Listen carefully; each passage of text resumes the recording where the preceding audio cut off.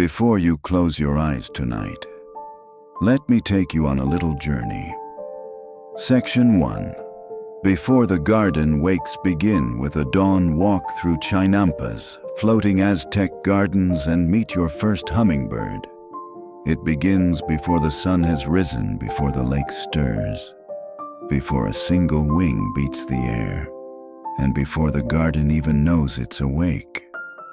You're standing at the edge of the water, one foot on firm land, the other resting lightly on a floating bed of mud, reeds, and long-tended dreams. The chinampa shifts slightly beneath you, not dangerously, just enough to remind you that this is not a solid place in the way mountains are.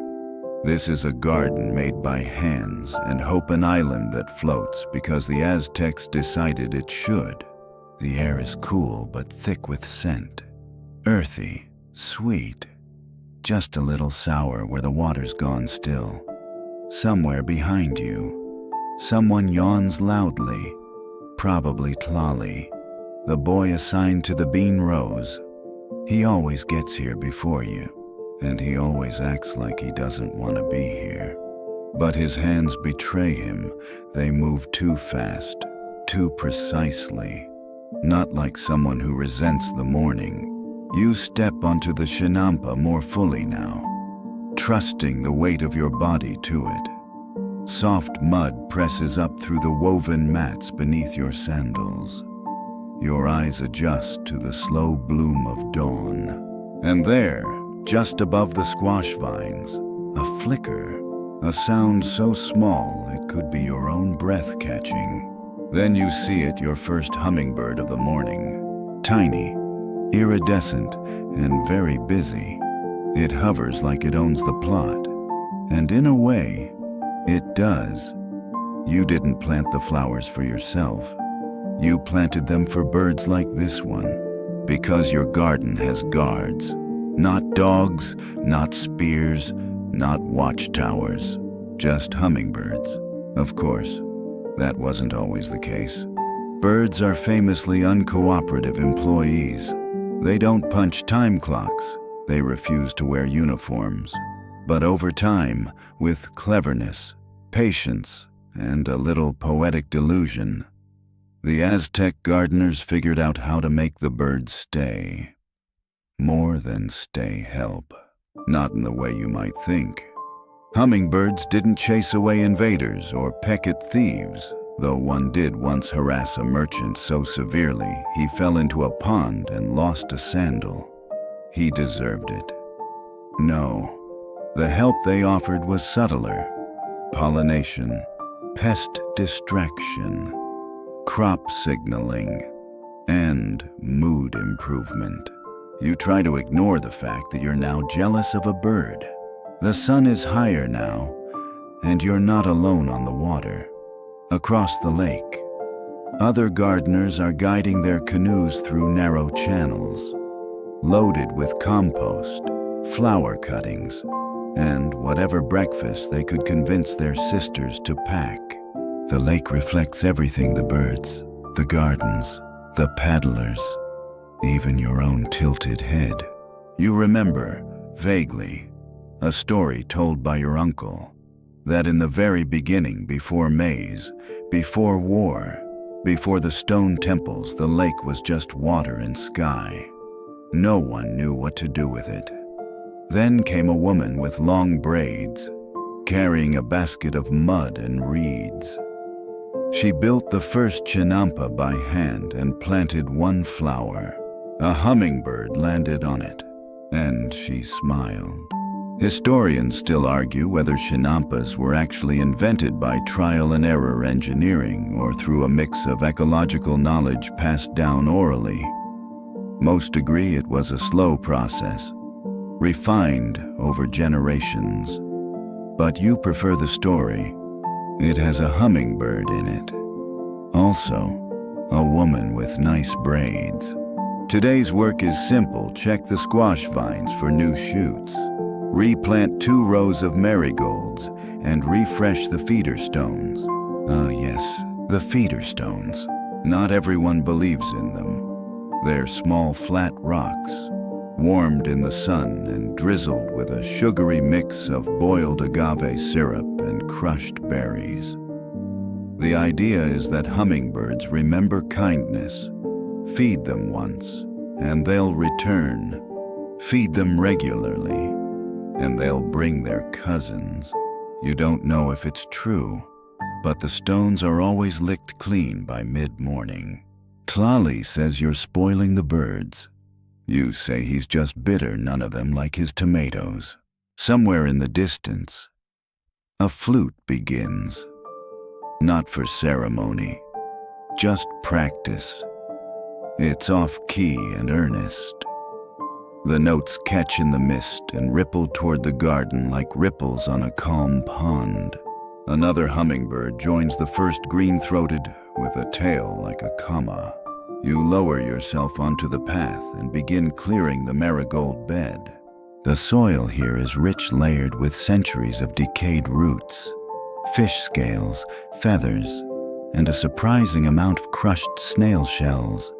Everything feeds everything else, even you. You pull up a dying stem and watch the earth shift beneath it. A worm wriggles. You whisper a blessing to it. Tlali says you talk too much to the dirt. You tell him the dirt listens better than he does. A third bird arrives, then a fourth. They buzz like tiny sewing machines around the blooming vines. You pause and lean back on your heels. There's something about this moment, this quiet company of flowers, feathers, and the faint squeak of lake mud that feels older than memory. Like you've stepped into a dream someone had centuries ago and forgot to wake up from. And maybe, just maybe, that's exactly what a chinampa is. Section 2. A world grown on water. Explore how the Aztecs engineered entire farms on lakes using mud, reeds, and patient genius. You move carefully between rows of amaranth and beans, the narrow paths lined with wood shavings and crushed shells, just like the old manuals suggested.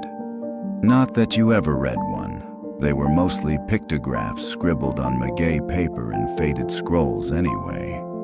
Still, someone had once drawn a hummingbird sitting smugly beside a pile of worms, and that was enough to convince you it was tradition.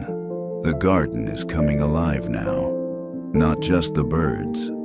The squash vines curl toward the light. The chilies puff up defiantly like they're daring you to pluck them. And the corn rustles like it's gossiping. It probably is. The corn has heard everything. You pause beside the edge of your chinampa. From here, you can see how the floating farms stretch like green tapestries sewn together by canals. Each rectangle is a patch in the empire's quilt, a carefully cultivated space suspended between lake and sky. And beneath it all mud. Sticky, nutrient-rich, occasionally aromatic mud.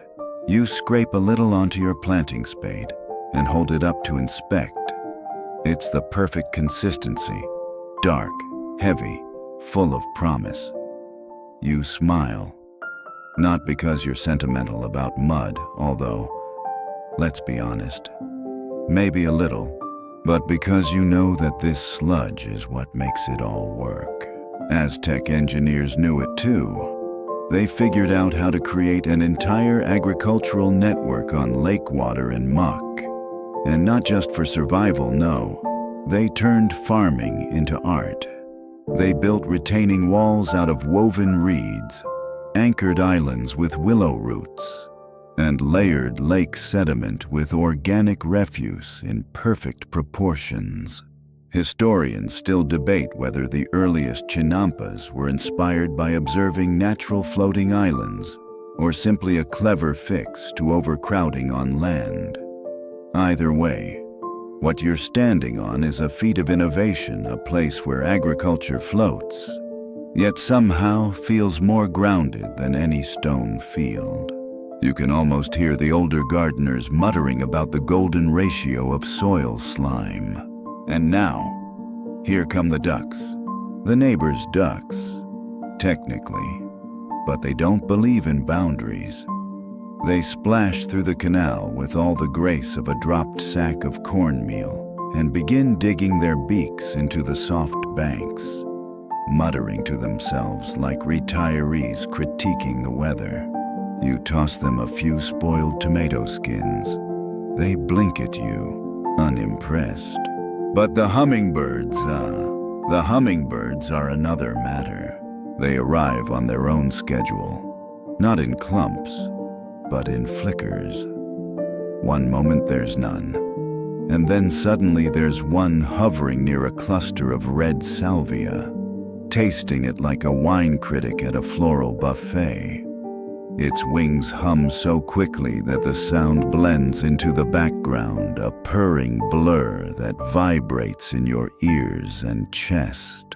You kneel, slow and deliberate, close enough now to see how impossibly small its feet are, like punctuation marks on a leaf.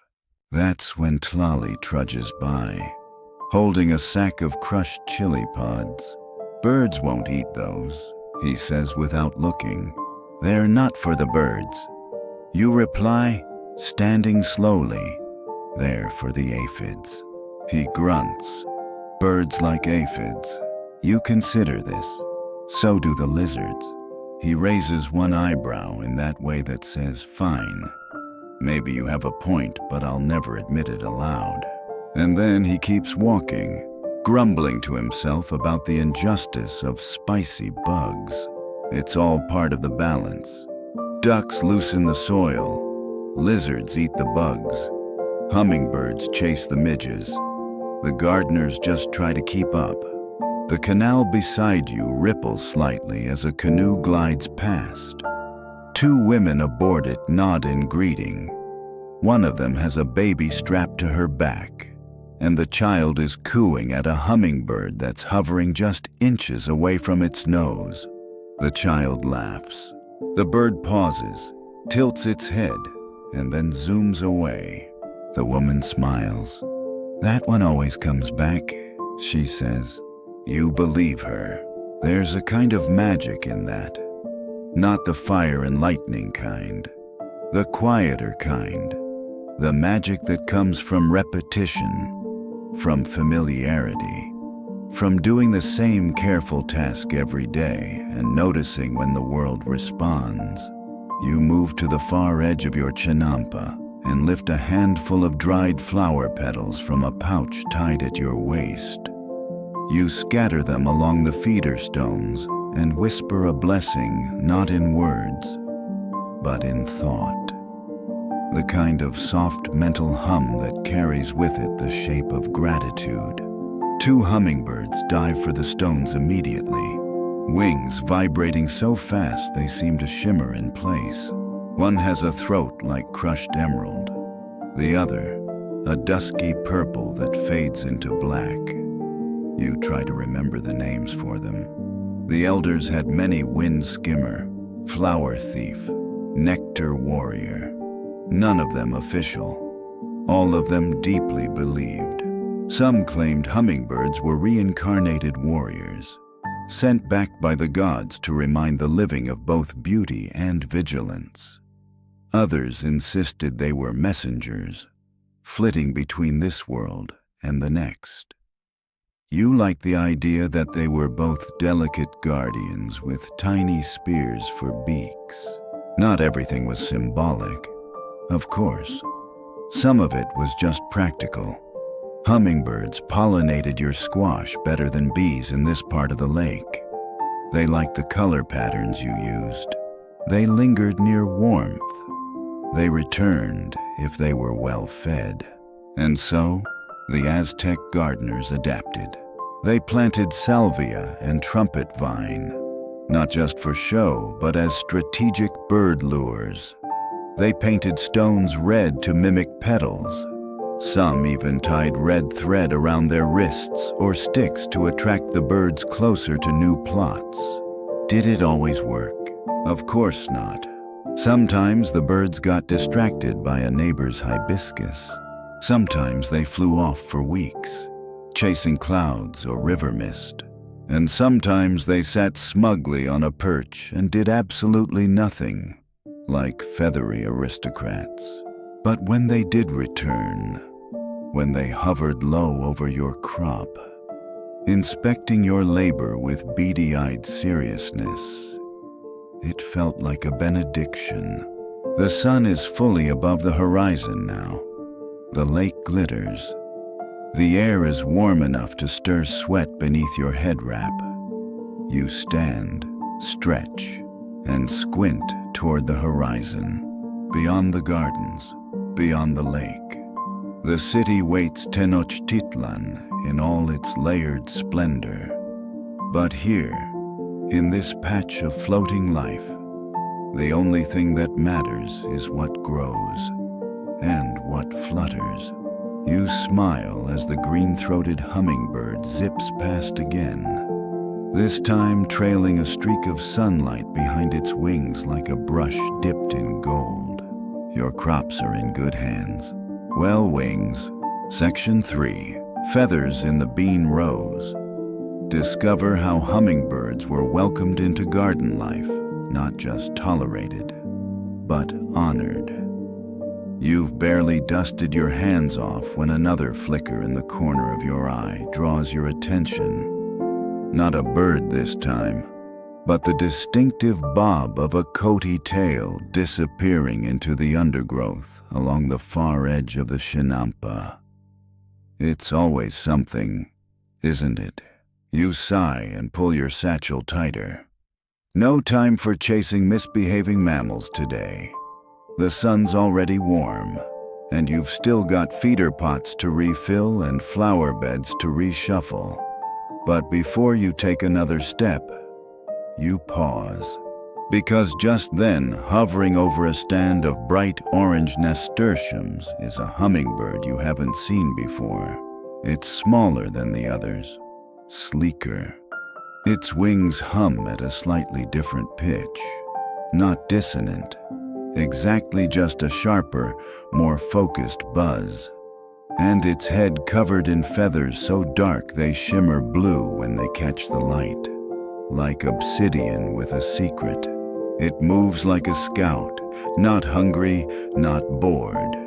It hovers, backs off, swoops down again, measuring, watching, and then it disappears behind a trellis of scarlet trumpet vine. Interesting. You make a mental note to pay closer attention. That one's got opinions. As you gather your bundle of planting sticks and move to the north corner of the plot, you glance at the flowers again. Not just for their beauty, though it's hard to ignore, but because you're tracking patterns. Which colors get visited first? Which blooms are ignored? What height makes a difference? It's not science, exactly, but it's close. The Aztecs didn't chart this knowledge on scrolls. They embedded it in rhythm, in story, in instinct, and in the case of hummingbirds, in feathers. Because to understand the relationship between Aztec gardeners and hummingbirds, you have to understand just how deeply these birds were woven into everything: stories, systems, even war. Take Huitzilopochtli, for example, the supreme war god. His name literally means hummingbird of the south. Not a lion, not an eagle, a hummingbird. That tells you something right away. Not that hummingbirds are weak, but that they're fast, precise, and capable of piercing things before you even realize you've been pierced. According to the tales, Huitzilopochtli was born full-grown from his mother's womb, armed for battle, his face painted and his feathers gleaming. He immediately decapitated his sister, then chased his rebellious siblings across the sky. A bit intense. but very on brand for a deity associated with sudden strikes and surprise tactics. What's more interesting, though, is how common hummingbird feathers were in tribute. Collected, sorted, and counted like coin. They were stitched into garments for nobles, woven into warrior banners, even offered on altars. That shimmer, that flicker of light when the bird turns, just so, that was divine currency. Historians still argue whether Aztec feathercraft was purely decorative or held ritual power. Some scholars believe certain feather patterns could invoke protection, others that specific birds carried regional meaning. One theory claims gardeners painted their hummingbird guards with dyes to distinguish them feather badges of honor. Another insists that's entirely made up and that birds were far too dignified for costumes. You personally think the truth is somewhere in between. After all, Tlali once tied a tiny red thread around a bird's feeder perch and swore it returned more often after that. You told him maybe it liked the decor. He told you maybe it liked him better than you. The debate is ongoing. You settle beside a line of young maize, watching as another bird flits through the shadows between stalks. This one's fluffier, more round than sleek, and it pauses longer on each bloom, sipping with visible gusto. It reminds you of an old man enjoying soup on a cold day. And just like that, you remember the phrase your grandmother used when she wanted you to slow down. Eat like a hummingbird on a cool morning, which is, of course, nonsense. Hummingbirds are the most frantic eaters you've ever seen, but you understood what she meant. You reach into your pouch and pull out the tiniest of tools, a carved bone dropper. It's used to refill the flower pots, shallow clay dishes shaped like trumpet blossoms. You add fresh nectar, just a touch, into 3 of them spaced along the path. Then you scatter a handful of flower petals around them. These aren't just decorations. The petals signal to the birds that this is a good place, safe, delicious, worth returning to. And they do return. The sleek one from earlier darts in again, pauses mid-air, dips its beak just once, and vanishes. No thank you, no tip. You're fine with that. Somewhere off to the east, you hear a call. Short, sharp, and unmistakable. The gardeners signal a short whistle for water delivery, followed by 2 knocks. It means the barge is coming in with fresh supplies. You wave lazily toward the sound, then return to your work. The sun is climbing. The air thickens with warmth and scent, and you find yourself humming a nonsense tune. Maybe something your cousin used to sing when scaring birds away from chilies. You hum softly, then louder, until one of the hummingbirds begins circling your head. Coincidence? Maybe, but maybe not. Some say hummingbirds are drawn to music, that they hover near flutes, echo melodies, even chirp in tune. The elders tell stories of birds appearing during rituals, dancing in rhythm to the drums. One record suggests that a particular priest obsessed with avian behavior spent months developing a slow, repetitive tune he played every morning to gather the nectar guardians. He believed that consistent rhythm soothed them, synchronized them, made them linger longer. His neighbors believed he was lonely and needed a hobby. Either way, the birds came. You try his rhythm now, just 2 notes, repeated. One bird pauses near the flower pot, then another joins. Then they're gone, still. For a moment, it felt like you were part of something deeper. Not just farming, not just caretaking, but participating in a ritual so ancient it forgot it was a ritual and just became habit. The wind shifts. A cloud drifts over the sun. A brief hush. You lean back against a warm patch of earth and close your eyes for just a second. Behind your eyelids, the light turns golden. The hum of wings replaces the usual thoughts, and your breath slows. Maybe this is what the birds feel. Maybe this is what the garden offers you in return. Section 4. Of Corn Gods and Nectar Queens. Learn how Aztec mythology tied maize and hummingbirds to the same divine cycle of life. The wind has shifted again, and with it comes the faintest scent of crushed basil and sun-warmed lakeweed. You open your eyes slowly, blinking against the new light, and stretch your back with the kind of groan that only gardeners or warriors can truly earn. The earth has warmed beneath you. The feathered guards are still patrolling, and in the distance, Tlali is chasing a duck with a stick. All is well. You pull yourself to your feet and make your way to the flower beds on the western edge of your chinampa, where the marigolds have grown a bit too bold, crowding the weaker herbs. You're not just pruning, you're arranging strategically. Because, as every chinampa caretaker learns sooner or later, not all birds are equal in their preferences, and not all flowers get equal attention. This is the dance you've been learning: which blossoms draw which birds, which colors attract, which repel, which petals lure the gentle nectar sippers, and which tempt the overly enthusiastic ones who accidentally knock over feeder pots or dive bomb beetles out of boredom. And the hummingbirds, they're divas. Take the tsinitskan, a tiny greenish fellow with a ruby throat and an impossible attitude.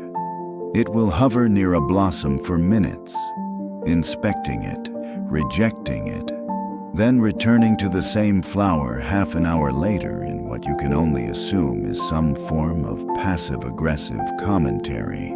Then there's the chawl, more common, with bronze and teal feathers, who seems to have no preferences whatsoever, sipping from basil just as happily as from hibiscus. Tlali calls them the gluttons. You call them the pragmatists. But the crown jewel, everyone agrees, is the Ixtapapalotl, the obsidian wing. Harder to spot, impossible to forget. Supposedly, they only appear when the soil is perfect and the gods are in a good mood. You're not sure about the gods, but your plot has seen one. Twice, maybe 3 times. You may have counted the same bird twice. It was glowing. There's an old belief, passed down by the grandmothers, that hummingbirds don't choose flowers, they choose people, and that once you've been chosen, they'll follow you for life. Historians, predictably, argue about this. Some claim the Aztecs anthropomorphized hummingbirds too much. Others argue that they were fully aware of the bird's role in pollination and used myth as a form of agricultural encouragement, like telling a child that a broom has feelings so they'll sweep more kindly. But even modern ornithologists admit hummingbirds are surprisingly territorial and often show preferences that border on attachment.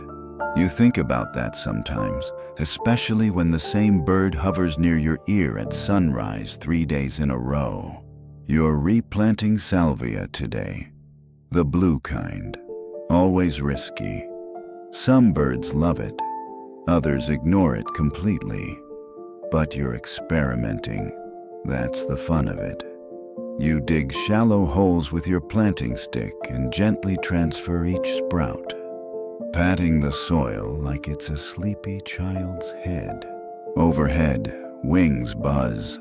You glance up just in time to catch a flash of gold and violet vanishing into the sky. Gone again. You shade your eyes and squint toward the far edge of the Chinampa, where an elder gardener named Coatl has been rearranging trellises. He claims that hummingbirds prefer a lattice of Tlacoxochitl passion flower to anything else. Claims they like privacy while feeding. No one likes to be watched while they're eating, he says. And you suppose he has a point. He also believes hummingbirds can smell guilt. That one you're not so sure about. Still, the idea has stuck in your head. You find yourself muttering apologies to the garden when you step on a leaf too harshly, or thanking the birds when they linger longer than usual. A flash of red draws your attention back to the present. One of your feeder pots, shallow.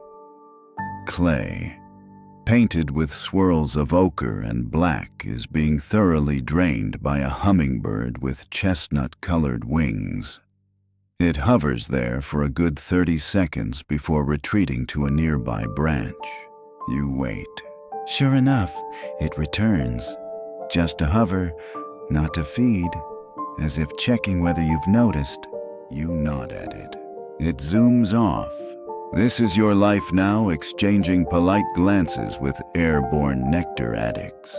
You head back to your store of dried petals and begin refilling the next row of feeder stones. Today's blend includes hibiscus dust, boiled honey water, and just for curiosity, a touch of ground vanilla bean. You're not sure if the birds care. But Tlali once claimed a hummingbird followed him all day after he spilled vanilla on his tunic. He was also wearing flowers in his hair that day, but he refuses to admit they played a role. As you work, you hum softly again. There's an art to the hum. You've realized it can't be too loud or too rhythmic. It needs to feel accidental, like wind brushing the edge of a leaf. Just enough to remind the birds that you're part of the background, harmless, steady, a gardener, not a threat. When you stop humming, you notice how loud the lake has become, not with shouting or machinery, but with life. The soft plop of fish breaking the surface, the rustle of ducks, the buzz of bees slightly jealous, perhaps, of their flashier cousins. And over it all, the steady, delicate hum of wings. It's not a swarm, it's a shimmer, like the air itself has decided to move in rhythm. You glance at your rose again. The salvia is holding, the marigolds look smug, and the basil seems, somehow, more alert than usual. And then a thought occurs to you. What if this hummingbird behavior wasn't accidental?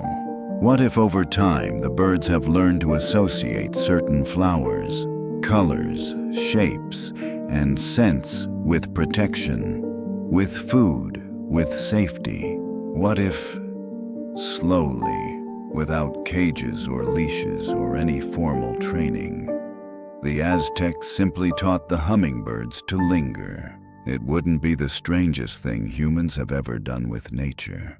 It wouldn't even be the strangest thing you've done this week.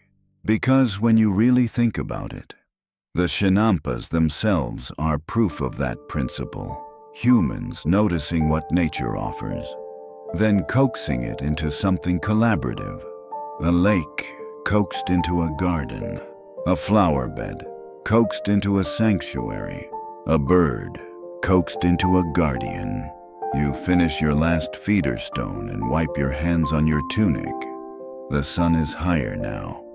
The warmth settles into your shoulders, and the hummingbird's still working, still watching, still choosing this place, and perhaps choosing you.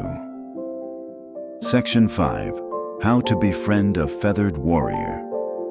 Enter the world of hummingbird luring techniques using flowers, dyes, and sweet syrup.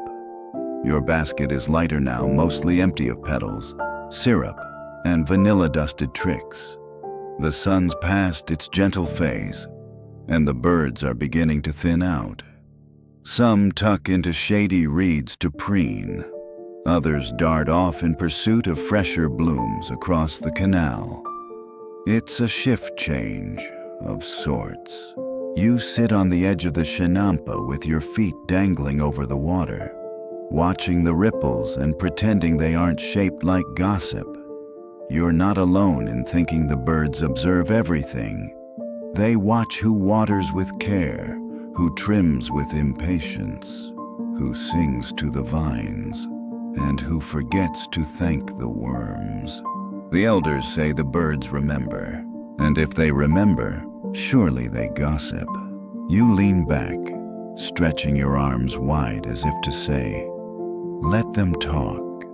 The air smells like crushed herbs, sun-warmed reeds, and faint lake silt. Not unpleasant, just honest. You think about that one hummingbird again, the sleek, obsidian one. The way it had circled back, that wasn't coincidence. Or if it was a very specific one. You wonder if it's watching now, perched silently on some twig, plotting its next floral inspection with the intensity of a grain counter during tribute season.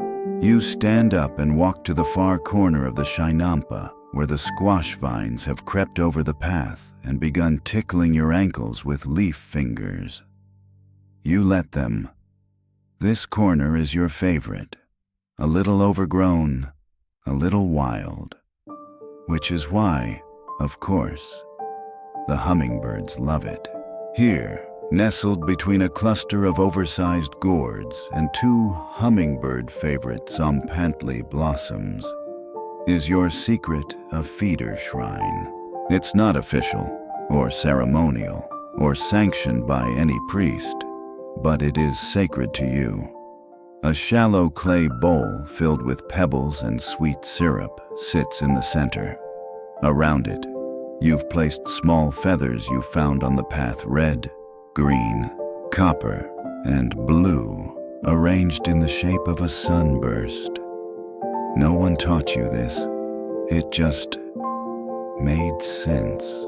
And the birds come not in a rush, not all at once, but they arrive, perch, sip, hover, depart. Some linger. Some inspect the feathers like art critics. Others seem to nudge the pebbles into different positions as if playing a tiny, sugar-sweet game of strategy. You wonder what they're thinking. Probably not about you, but maybe you crouch beside the shrine and watch one bird in particular, a tiny fellow with gold-tipped wings and a tail that curls just slightly at the end.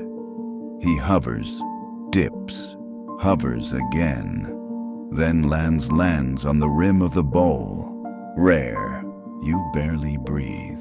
He dips his beak, once, twice, then lifts his head and blinks at you. One blink, two, and then he sneezes. A tiny, feather-fluffing sneeze. So fast you almost miss it. You bite back a laugh, not wanting to spook him. But the image is now burned into your brain, the divine guardian of nectar, convulsing in a microscopic sugar-induced pollen explosion. He zooms off, dignity ruffled. You whisper an apology and adjust the bowl. Maybe too much vanilla again.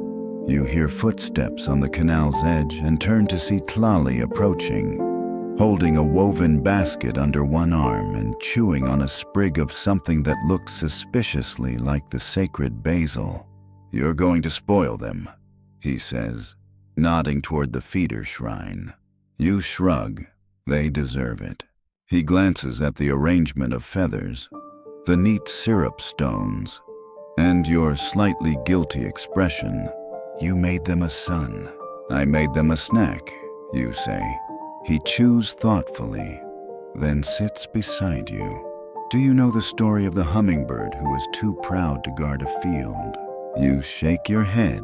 Well, Tlali begins with the exaggerated seriousness of someone about to tell an extremely made-up tale. There once was a hummingbird named Poctocatl. He was so beautiful, every feather like moonlight, every wing beat like a drum roll, that the gardeners all begged him to protect their crops. You raise an eyebrow, but he refused. Tlali continues, undeterred, said it was beneath him. He only visited the flowers on noble terraces, refused to drink from any feeder unless it was made of gold. Very relatable, you murmur. Tlali smirks. One day, a storm came. All the noble gardens flooded. Only the chinampas stayed above the water. The other birds came to help. Poctocatl had nowhere to perch. He asked to land on a gardener's flower, but the flower turned away. Too late, it said. You blink. The flower spoke. It's a story, Tlali says with theatrical exasperation. You nod solemnly. Right, of course. The point is, he adds, brushing soil off his knee. Even the most beautiful bird is useless if it refuses to show up when it matters. You sit in silence for a beat. Then you say, you're jealous because my feeder shrine is prettier than yours. He snorts and stands up. Yes, but I'm also correct. You watch him go, weaving his way through the vines, muttering something about putting chili powder in your syrup jars. You don't worry. He's too soft-hearted to prank the birds. Probably. Above, the sky begins to soften. Not quite dusk, but the edges are fading. The birds are slower now. 2. The morning flurry has quieted into a kind of lazy patrol. They hover less. They rest more. You take this time to write. Not with ink, just in your head. You compose little notes to yourself, observations, memories, speculations. Today, one sneeze, one myth, one moment of eye contact with a gold-tipped bird.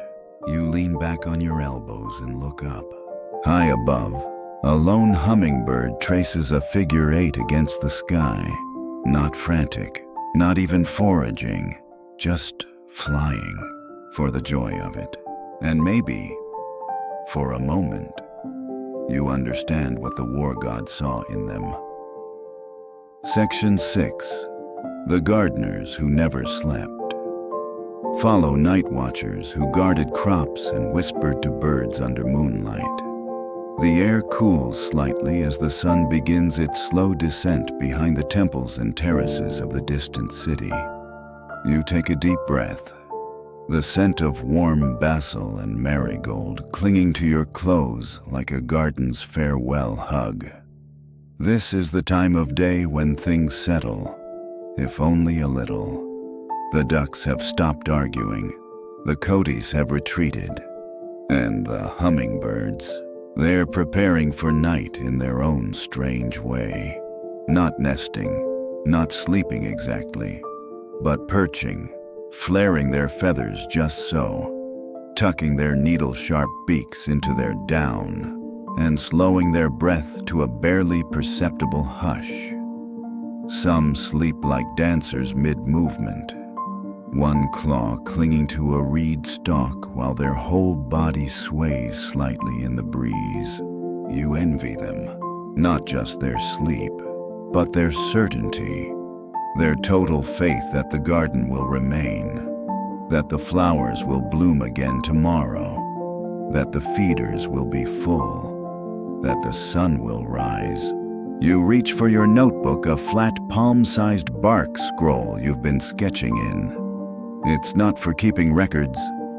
Really, it's more like a conversation with the garden. Today, you draw a hummingbird mid-hover, its wings fanned wide like a ceremonial fan. Beside it, you jot a question. Why do some only visit after the third bell? Tlali would say it's because that's when your syrup is freshest. Coatl would argue the birds are listening to celestial rhythms. And your grandmother, she'd say it's just because birds, like people, have favorite hours. Historians still debate whether Aztecs tracked hummingbird behavior formally, whether certain birds were marked, observed, even symbolically ranked. Some suggest Chinampa workers kept rough notes, perhaps carving tick marks into poles to track visits. Others scoff, arguing that you can't discipline something with a pulse rate faster than a drum roll. But then again, no one expected the birds to be trained, only tempted, coaxed, welcomed. And that's where the cloaked ones come in. You glance across the canal to the shaded edge of the neighboring Chinampa. There, you can just make out the silhouette of an older woman, her shawl tied in the style of the old priestesses, though she's no priestess by trade. She's one of the watchers, part of the informal group of night gardeners known only as the Cloaked Ones. You've never heard them called that aloud. It's a term whispered more than spoken, but you've seen them, men and women of all ages who tend the garden not by daylight but in the soft violet hours of dusk and dawn. Not priests, not warriors, not officials, just people. People who choose silence, who don't flinch at shadows, who hum to the birds like lullabies. Tlali insists they're trying to become hummingbirds in the next life. You've laughed at that until the day you saw one of them sitting perfectly still in the crook of a willowy tree, not moving, not blinking, and 3 hummingbirds landed on her shawl like she was a branch. Then you stopped laughing. You haven't spoken to them. No one really does. But they leave signs. A trail of crushed rose petals leading to a feeder. A broken reed tied with red thread. A feather, black and white, laid across your tool basket when you weren't looking. Once you followed the signs, just once. It was after your feeder pot had gone missing. Vanished without a trace, no feathers, no syrup trail, no beak prints. You were furious, not because of the pot, but because it had been your pot, your first, a gift from your grandmother, carved with hummingbirds so delicately it looked like lace. You followed a trail of marigold heads, crushed just slightly as if by someone barefoot. Across your Chinampa, down the canal, through a thicket of papyrus, and into the low reeds. And there it was, perched on a mossy rock. Your pot sat full.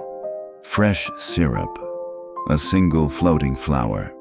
Around it, 5 hummingbirds hovered like attendants, and beside it, a cloaked one. She didn't turn, didn't speak. Just lifted one hand in silent greeting, then returned it to her lap. You left her there, took nothing, said nothing. When you returned to your own plot, a new feeder had been left on your stool. It was simpler, cruder, but carved along the rim was one word share. You've never told anyone. You sit now, watching the older woman as she hums to a bird resting on her wrist. Yes, resting. Just sitting there like it's normal. Maybe it is for her. You turn your attention back to your own space. There's work left to do. Syrup bowls to collect. Feeder stones to scrub. But not yet. For now, you listen. To the breeze that smells faintly of mint. To the croak of a frog staking his territory in the canal, to the hush of wings slowing as the hummingbirds come in for their final sips. You reach down and pull a small packet from your pouch, a mix of dried petals, crushed seeds, and a pinch of salt, a gift for the cloaked ones. You place it near the feeder shrine, just behind the largest gourd leaf. It will be found. It always is. In the morning, it will be gone, replaced perhaps with a feather, or a piece of shell, or a whisper of color where none should be. The sun touches the lake now, bleeding gold into every ripple. The birds are nearly still, and the woman in the shawl gone, like mist, like memory, like a hum in the air that only lingers if you don't chase it. You sit a little longer. The air is cooler now, but you don't feel it. You are, for the moment, part of the garden, not tending it, belonging to it. And the hummingbirds, wherever they roost tonight, will remember. Section 7. The Cloaked Ones and Their Bee Envy. Meet Aztec hummingbird keepers who studied bee behavior for clues on taming birds. The night settles in stages. First, the sky dims to lavender, a color that seems invented specifically for evenings over chinampas. Then the lake begins to hush, not fall silent. Exactly, but shift into slower sounds, the lapping of paddles easing back to docks, the soft slap of herons settling in the reeds, and the occasional low hoot from a distant owl preparing to take over the second shift. You're still on your chinampa, seated now with your legs tucked beneath you, watching as the last of the hummingbirds tuck themselves into twilight. You've learned their patterns. They don't just vanish, they finish. One last flower, one final dart. Then they perch, always in pairs, if they can manage it.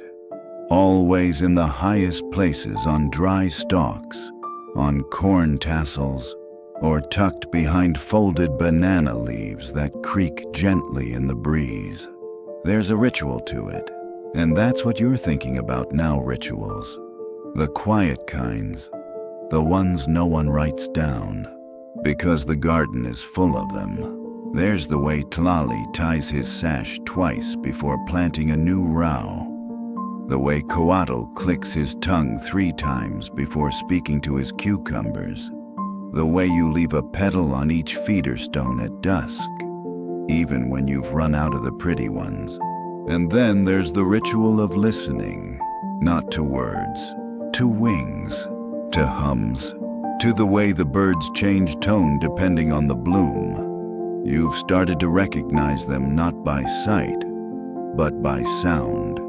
A short, high whine when they sip from trumpet flower, a thicker drone when they circle near wild hibiscus, and the faintest, sharpest chirp when they fight each other for the same spot, which they do, often. One gardener, a man named Zico, tried to write a guidebook of these sounds once. He charted tones, mapped flight patterns, even gave the calls poetic names Sunkiss, Rainthirst, Jealous Wing. The other gardeners mocked him endlessly until one day, a priest from the city borrowed the scroll, made a few additions, and declared it a sacred document of divine bird knowledge. Suddenly, Zico had a line of admirers asking him to translate their flower plots into song. Historians still argue whether the scroll was useful, exaggerated, or completely fabricated. One theory is that the priest had simply run out of ideas and wanted to appear innovative. Another holds that the document became popular because people wanted to believe the birds spoke in sacred syllables.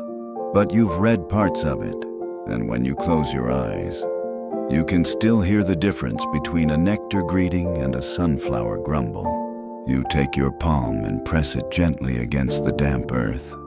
Still warm, still alive. You remember your first day on the chinampa, how clumsy you were, how fast you moved, how the birds ignored you completely. You were just another stomping creature with noisy feet and impatient hands. It took weeks to quiet yourself enough to be noticed, longer still to be accepted, and only recently to be visited. A hummingbird can hover still as a sigh, but it notices everything when you water unevenly, when you mutter while planting, when you leave broken twigs in its favorite perch.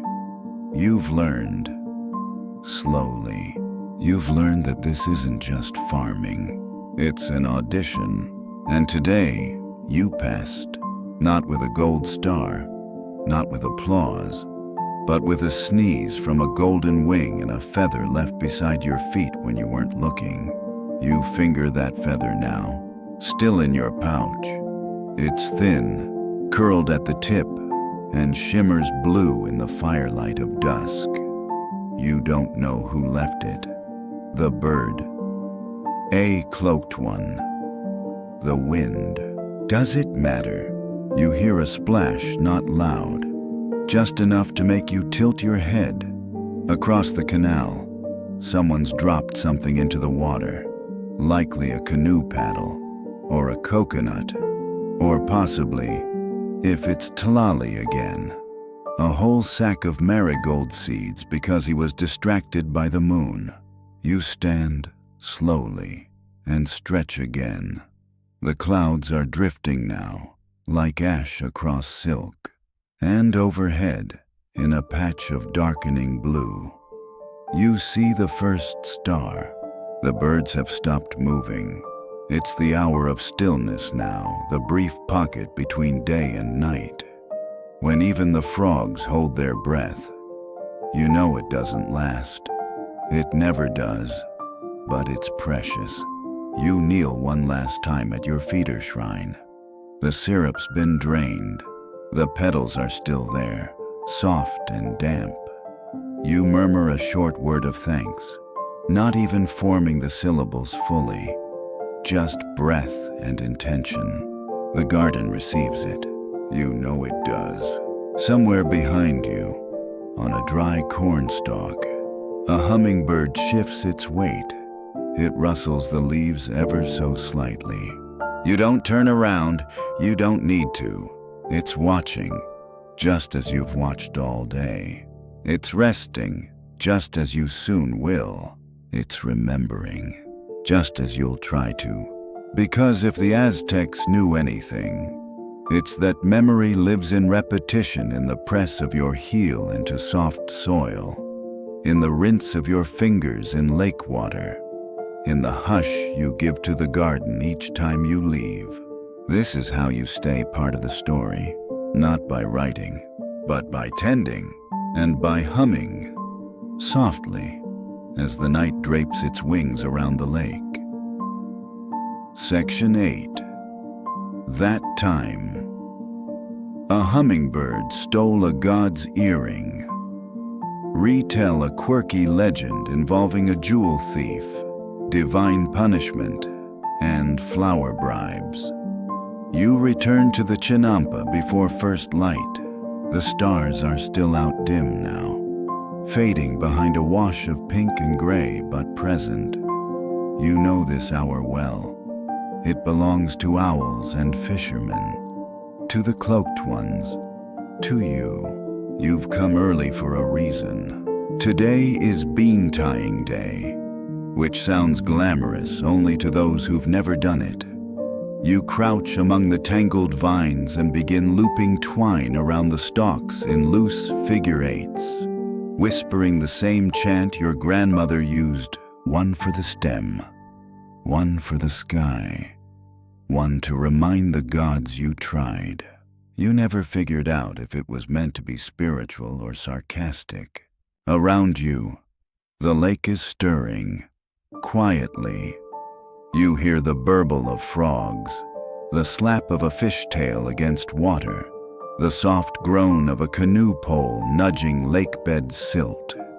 Then the briefest rustle, a feathered flick, a whir so fast your heart catches. The first hummingbird of the day has arrived. It zips past your shoulder, inspects a trumpet blossom, and somewhat rudely ignores the feeder you spent 10 minutes prepping. It's fine. This is the nature of guardians. They choose what matters. They don't wait for instructions. You finish the row and stand to stretch. The garden breathes with you, rising mist from the soil like steam from warm bread. Vines reaching to greet the light, petals trembling in anticipation. You walk slowly now, following the narrow edge of the chinampa toward your eastern planting beds. These rows were planted late in the season: marigolds, peppers, and a few medicinal herbs that Coatl claims cure everything from heartbreak to stubbed toes. Whether or not they work, the hummingbirds adore them, especially the bright orange blossoms of cempasúchil, which they treat like sacred cafes. Today, though, you're not alone. At the far end of the row stands a young woman you've never met before. Her hair tied in braids too neat for a farmer, and her tunic trimmed with a weave that whispers scribe more than gardener. She's sketching, not the plants, the birds. You clear your throat softly as you approach. She looks up, not startled, just curious. "I heard there were gardens that used birds like guards," she says. Not quite greeting, not quite question. And I didn't believe it. You glance toward the vines, where no fewer than 5 hummingbirds are currently conducting reconnaissance on a stand of flowering beans. She follows your gaze and nods slowly. "They're better than I imagined. They're worse if you spill syrup on yourself." She smiles at that. You walk together for a while, stepping carefully between rows. She tells you she's part of a project to document regional flower lore for the temple libraries. That hummingbirds have become a point of interest lately. So many petitions for guidance, dreams featuring feathers, questions about omens. They think the birds are delivering messages, she says, from the gods. Sometimes from other people. Sometimes from the past. You nod. "They've never brought me anything." "No?"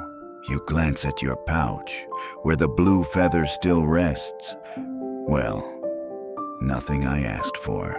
She crouches suddenly, sketchbook balanced on her knee, and begins to draw a bird hovering over a hibiscus bloom.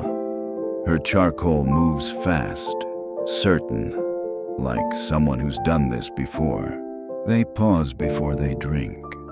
She says softly, like they're asking permission. You hadn't noticed, but now you do. The next bird that arrives, a small, greenish fellow with a throat like sunlit moss, halts mid-air, wings flaring, body still, just for a heartbeat. Then it drinks. You whisper a thanks, though you're not sure if it's for the bird or the scribe. She closes her sketchbook and stands. "What do you think they're guarding?" You blink. "The birds," she clarifies.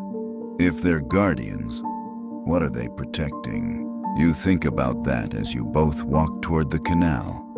The sun is higher now, casting golden ribbons over the water. The birds are active again, zipping, sipping, buzzing with renewed vigor. "Not the plants," you say finally. "Those grow back." She raises an eyebrow. "They're guarding the act of tending." She nods. "The intention." You like that.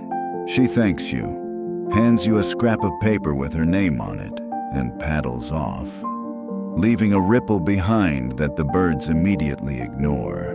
You return to your plot and resume your work, tying the final bean vine to its post.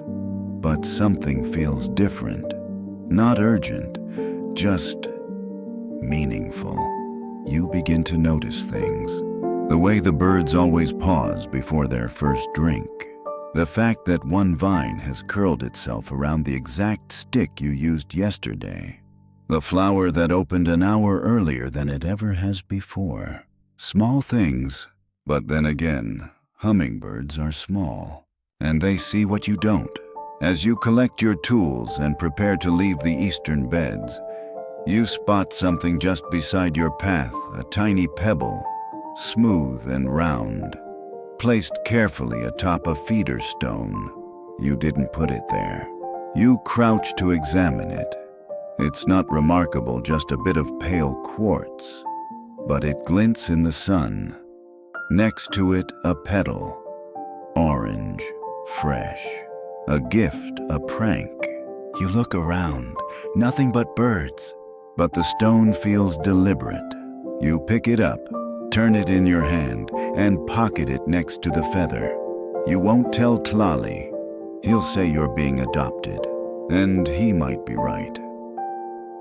Section 9. Cactus walls and camouflaged shrines. Survey how gardens were built to attract helpful wildlife and confuse human thieves. The pebble sits quietly in your pocket all afternoon. You don't look at it again, not because you forget it's there, but because you're not ready to assign it meaning just yet. It's enough to know it is there, nestled next to the blue feather. Both objects humming softly against your leg like little secrets. You go about your work with a little more attention than usual. Not more speed, no. That would spook the birds. Just more care. Each stem lifted gently. Each stone turned thoughtfully. It's while you're inspecting the chili beds that you remember something Coatl said once. Years ago now, after a particularly bad hailstorm flattened half the flower beds. You can't force a garden, but you can teach it to forgive you. You hadn't understood what that meant at the time. You do now. The peppers are recovering, slowly. Their leaves are still bruised in places, puckered with weather scars.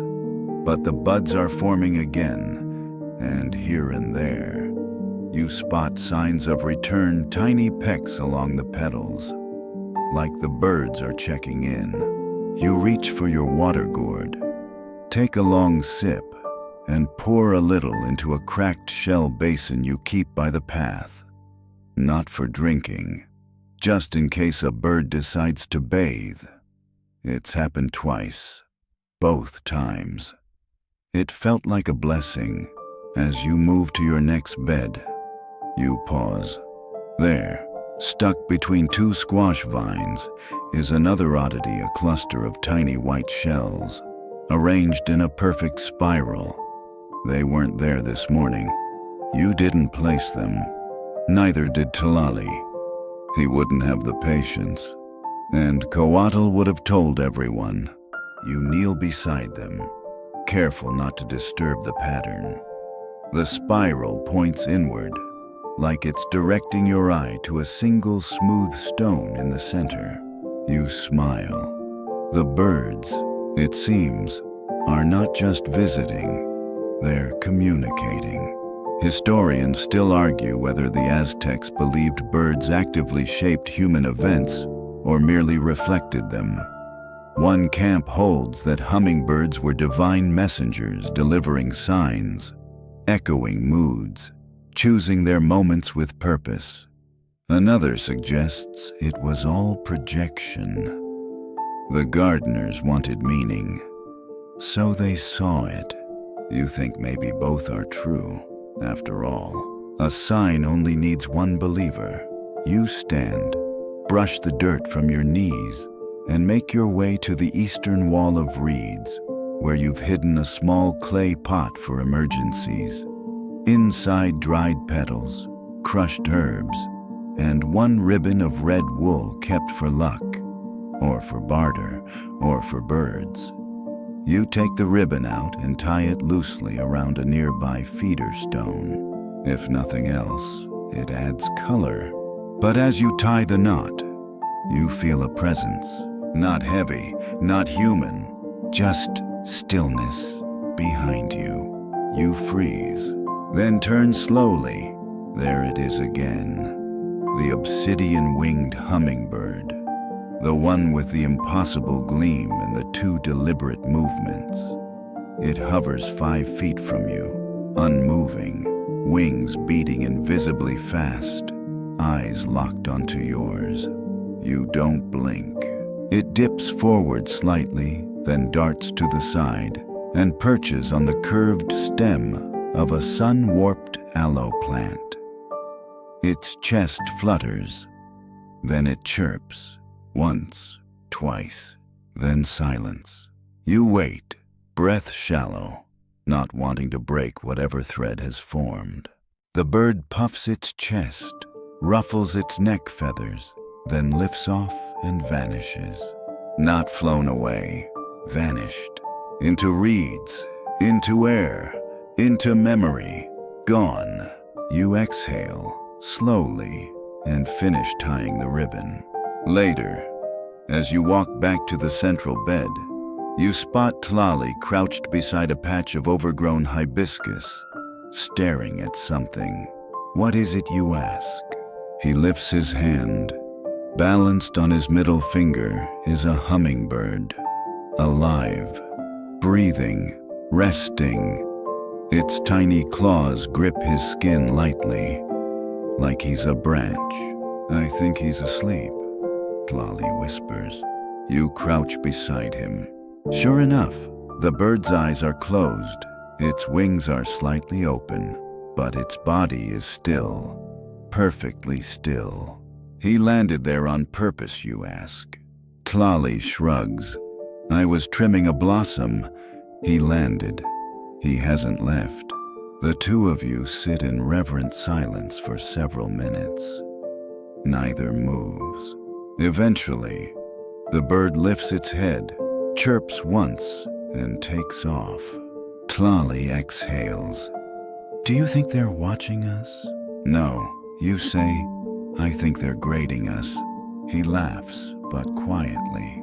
You share a smile, then return to your work. The rest of the afternoon unfolds like a dream. The garden swells with light, then softens. The birds come and go. You lose track of time, which is always a sign you're doing something right. As dusk nears again, you return to your shrine to check the offerings. One feeder has been emptied. The others show signs of visitation petals scattered. Stones shifted. One with a new scratch along the rim that looks suspiciously like a beak print. But the most telling thing is the pebble in your pouch. It's warm. Not by magic. Probably. Just body heat. But still. You hold it in your palm, look at the smooth side, and whisper, thanks. You place it on the shrine beside the blue feather. Then you leave them both there. Not as payment, as acknowledgement, because this isn't a job anymore. It's a conversation. And the birds, they're speaking. Section 10. The dances that taught planting rhythm. Witness ceremonial planting synchronized with seasonal hummingbird migrations. You don't mean to fall asleep beside the squash vines. You really don't. You meant to rest your eyes for a moment, just a moment after retying the feeder ropes on the central trellis. But the earth is warm. The breeze is low and slow, like a giant breath. And the air smells like crushed basil, lake silt, and the faint sweetness of nectar gone slightly fermented in the sun. So when you wake, it's already twilight, not the pink and gold kind, the indigo kind, the hush before the stars kind. And the world around you has changed in that peculiar way it always does at this hour when color begins to withdraw into shadow, and movement becomes suggestion more than certainty. You blink slowly, adjust your tunic, and sit up. No one's near. Tlali's gone home. Coatl, if he was ever here today, has already slipped back into the reeds. The garden is yours alone again. And the hummingbirds, they're dancing. Not all of them, not in a wild swarm, just a few. But what they're doing isn't feeding or guarding or perching. It's something else entirely. There, just over the Kempo-alxo-chittle blossoms, you spot two birds chasing each other in loops. Not fighting, not fleeing, darting, looping, swooping like brushstrokes drawn in air. One of them emits a tiny squeak, not angry, not afraid something closer to laughter. You smile. You don't know what it means, but it's beautiful. Which brings you to something the old gardeners never agree on the dances. Some say the birds do it when it's about to rain. Others say it's when the flowers reach their peak bloom and the nectar is especially potent. Still others claim it's nothing but bird foolishness, and you're projecting again. But deep down, you suspect there's more, because it always happens at twilight, always in that hush between day and night, when the lake forgets it's wet and starts to reflect the sky instead of swallowing it. You follow the birds with your eyes and slowly walk the edge of your chinampa. The water mirrors your every step, your every blink. And there, another flicker, another spiral in the air, as two more birds join the first pair. A hummingbird dance. Not a war, not a warning, just joy. You remember something from a festival years ago, how the priests mimicked bird flight with painted fans, how the children laughed and waved paper wings, how one elder said, "The gods send birds to remind us that we are not the only ones who celebrate." Maybe the birds dance for themselves. Maybe they dance for the garden. Or maybe they dance because the garden is dancing too. You walk slowly back toward your shrine, and something catches your eye, a faint line scratched in the dirt. Not an accident. Too deliberate. You kneel. The line curves, then curves again, then loops. It's a spiral, just like the shells earlier, but this time drawn in soil. Beside it, one feather, not blue, not gold, white. You touch it gently. It's real, soft, fragile. You leave it where it is. The birds have offered a new message. You don't want to interrupt the conversation. Instead, you sit cross-legged beside it and close your eyes. You listen, not with your ears, with your skin, with your breath. You hear the wings, the tiny murmurs, the faint rustle of reeds. You feel something shift. You open your eyes again, and for a moment, the garden doesn't feel like a place you work in. It feels like a world you've slipped inside, like you're no longer tending the plot, but moving with it. Like each beat of a hummingbird's wing is a syllable in a story you're still learning to translate. You hear the faintest chirp, and you glance up. The obsidian-winged bird is back. It perches on the very edge of your shrine now, tilting its head, watching you. You don't move. It flutters once, then again. Then it begins to rise slowly, deliberately. Not a burst, but a glide. Up and around, circling the shrine once, twice, then arcing upward and disappearing against the fading sky. You exhale, a long, slow breath. You don't know what it meant, but it meant something. You glance back at the spiral, the feather, the stone. Then you rise gently, as if afraid to wake the earth, and walk the perimeter of your chinampa one last time for the evening. Your feet know the way now, the path between beds, the place where the feeder stones sit, the overgrown gourd patch where the birds seem to laugh, the crooked trellis that leans just enough to become a perch. You pause at the edge, where the lake laps quietly. You whisper into the water, "Thank you." You don't know if it hears you. But behind you, a single wing buzzes, and that's enough. Section 11. When birds got picky about colors track. How flower color influenced crop placement and which dye recipes worked best. The morning comes with silver light and the soft crackle of dew drying on leaves. You wake before the bells, before even the ducks have begun their usual noisy committee meeting at the canal's bend. There's a stillness in the garden today. Not heavy, not tense, just quiet. Like the chinampa is holding its breath. You move slowly, brushing the sleep from your eyes with the back of your hand. The shrine still stands. The white feather remains undisturbed. A hummingbird passes overhead without a sound, its wings slicing the mist like a needle through silk. It doesn't stop. Not today. And you get it. Today isn't for sipping. It's for watching. You begin your rounds, carefully. Each feeder stone is checked, each bloom inspected. You whisper to the leaves, nod to the bees, smile at the lizards darting underfoot. You feel watched not in a threatening way, but like a child on their first solo errand. Aware that every move might be evaluated. You don't mind. You've been preparing for this. And then you see it. On the northeast edge of the plot where your marigolds are growing taller than they have any right to, you spot a patch of petals arranged. Oddly.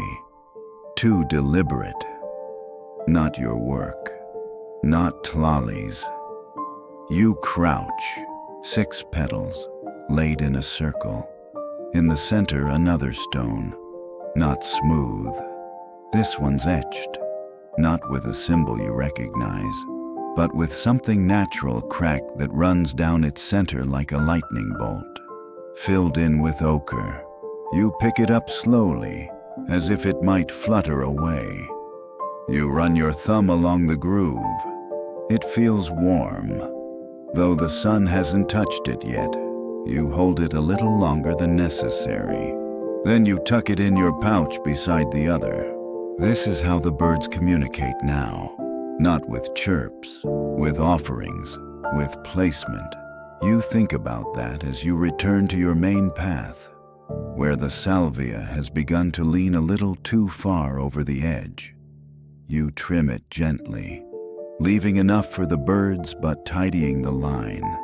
And again, you notice the birds are not feeding this morning, not flying erratically, just watching, perched on reeds, on corn tassels, on bits of twine you didn't know were strong enough to hold them. All of them looking out, not down, facing one direction, toward the lake.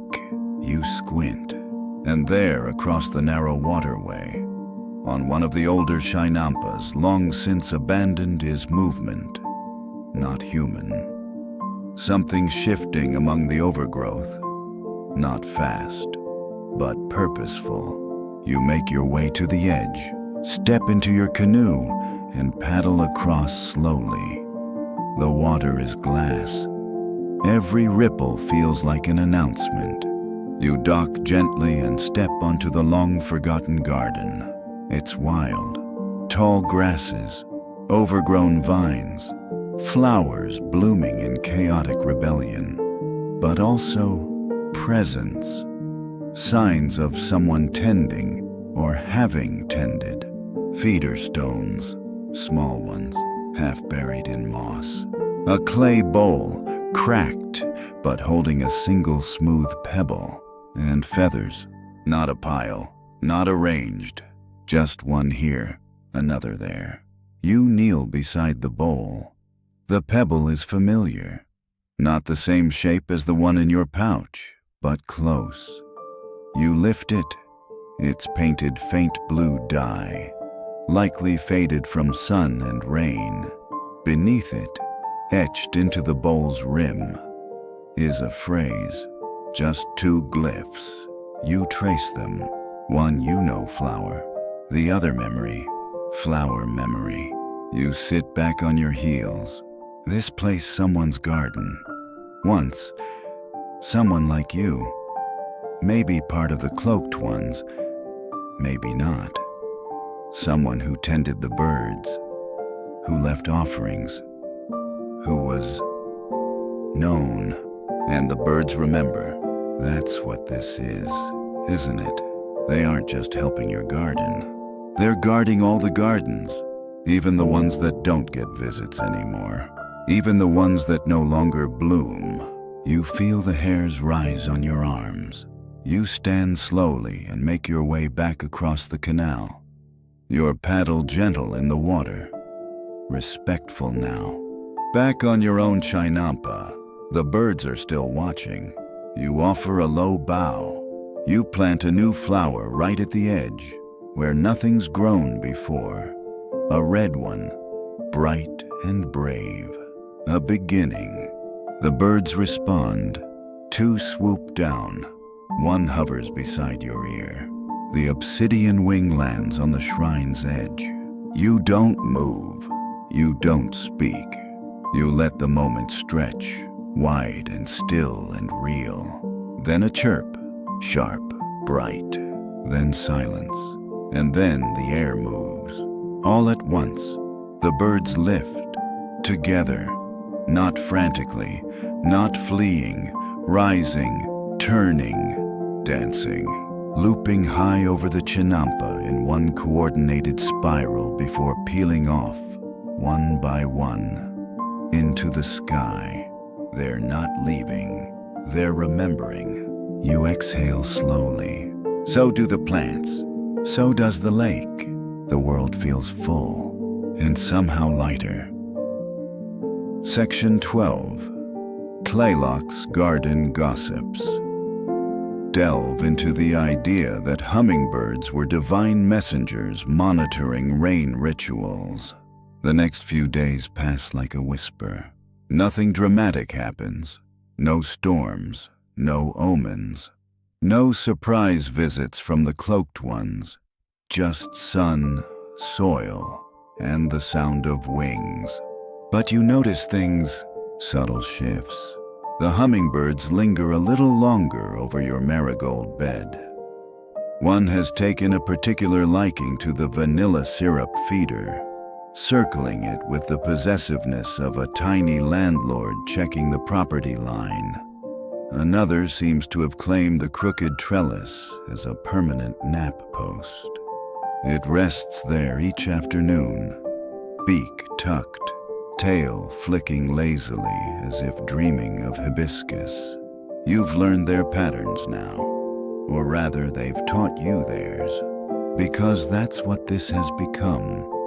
Not a training, a partnership, one with rules that only the birds understand and you are gently invited to follow. Today, your task is a simple one: reorganize the flower rows. Not because anything's wrong, just because the birds are telling you it's time. They've begun favoring corners and avoiding the center beds. You don't know why, but you trust them. You move slowly through the garden, replanting what's ready, removing what's tired. You hum as you work softly, tunelessly, not to attract, to respect. The garden responds. The soil is easy today, crumbly and moist, with just enough give to cradle new roots. The flowers seem to shift willingly. Even the sun cooperates, peeking between cloud tufts like it's checking in.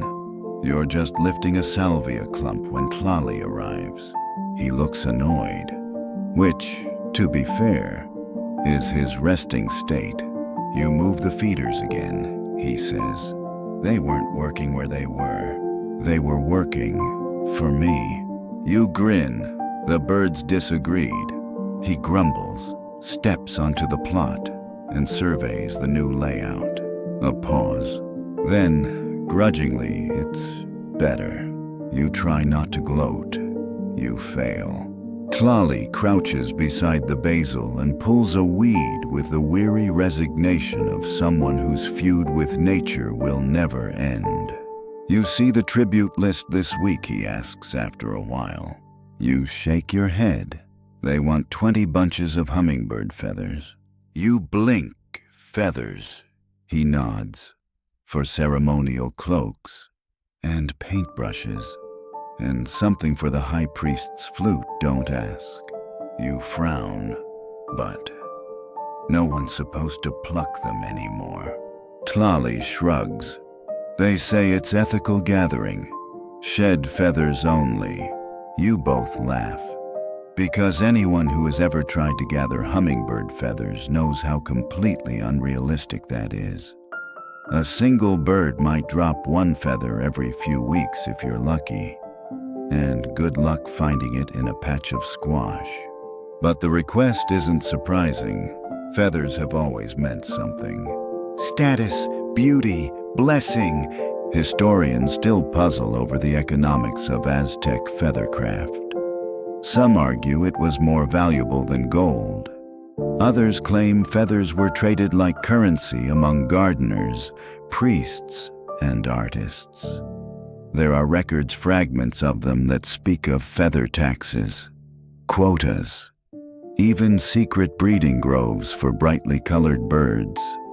But none of them mention hummingbirds being bred. They were always wild, always sacred, always free. You think about that as you gently brush away a tuft of moss from one of the feeder stones.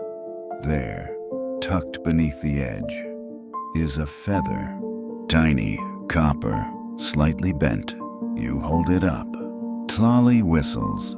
That's a nice one. You nod. You don't add it to the tribute pile. Instead, you tuck it into your sash, near your heart. Later that day, a woman from the canal comes by to ask if she can sketch your feeder setup. Says her cousin in the temple wants to start hummingbird encouragement beds. You try not to laugh, but she's earnest, and you understand. Everyone wants a piece of the magic now. You show her the layout, the flower order, the syrup blends.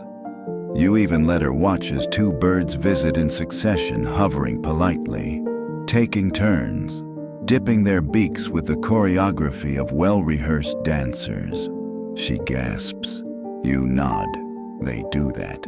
She leaves with her notes, her sketchbook, and an awed expression.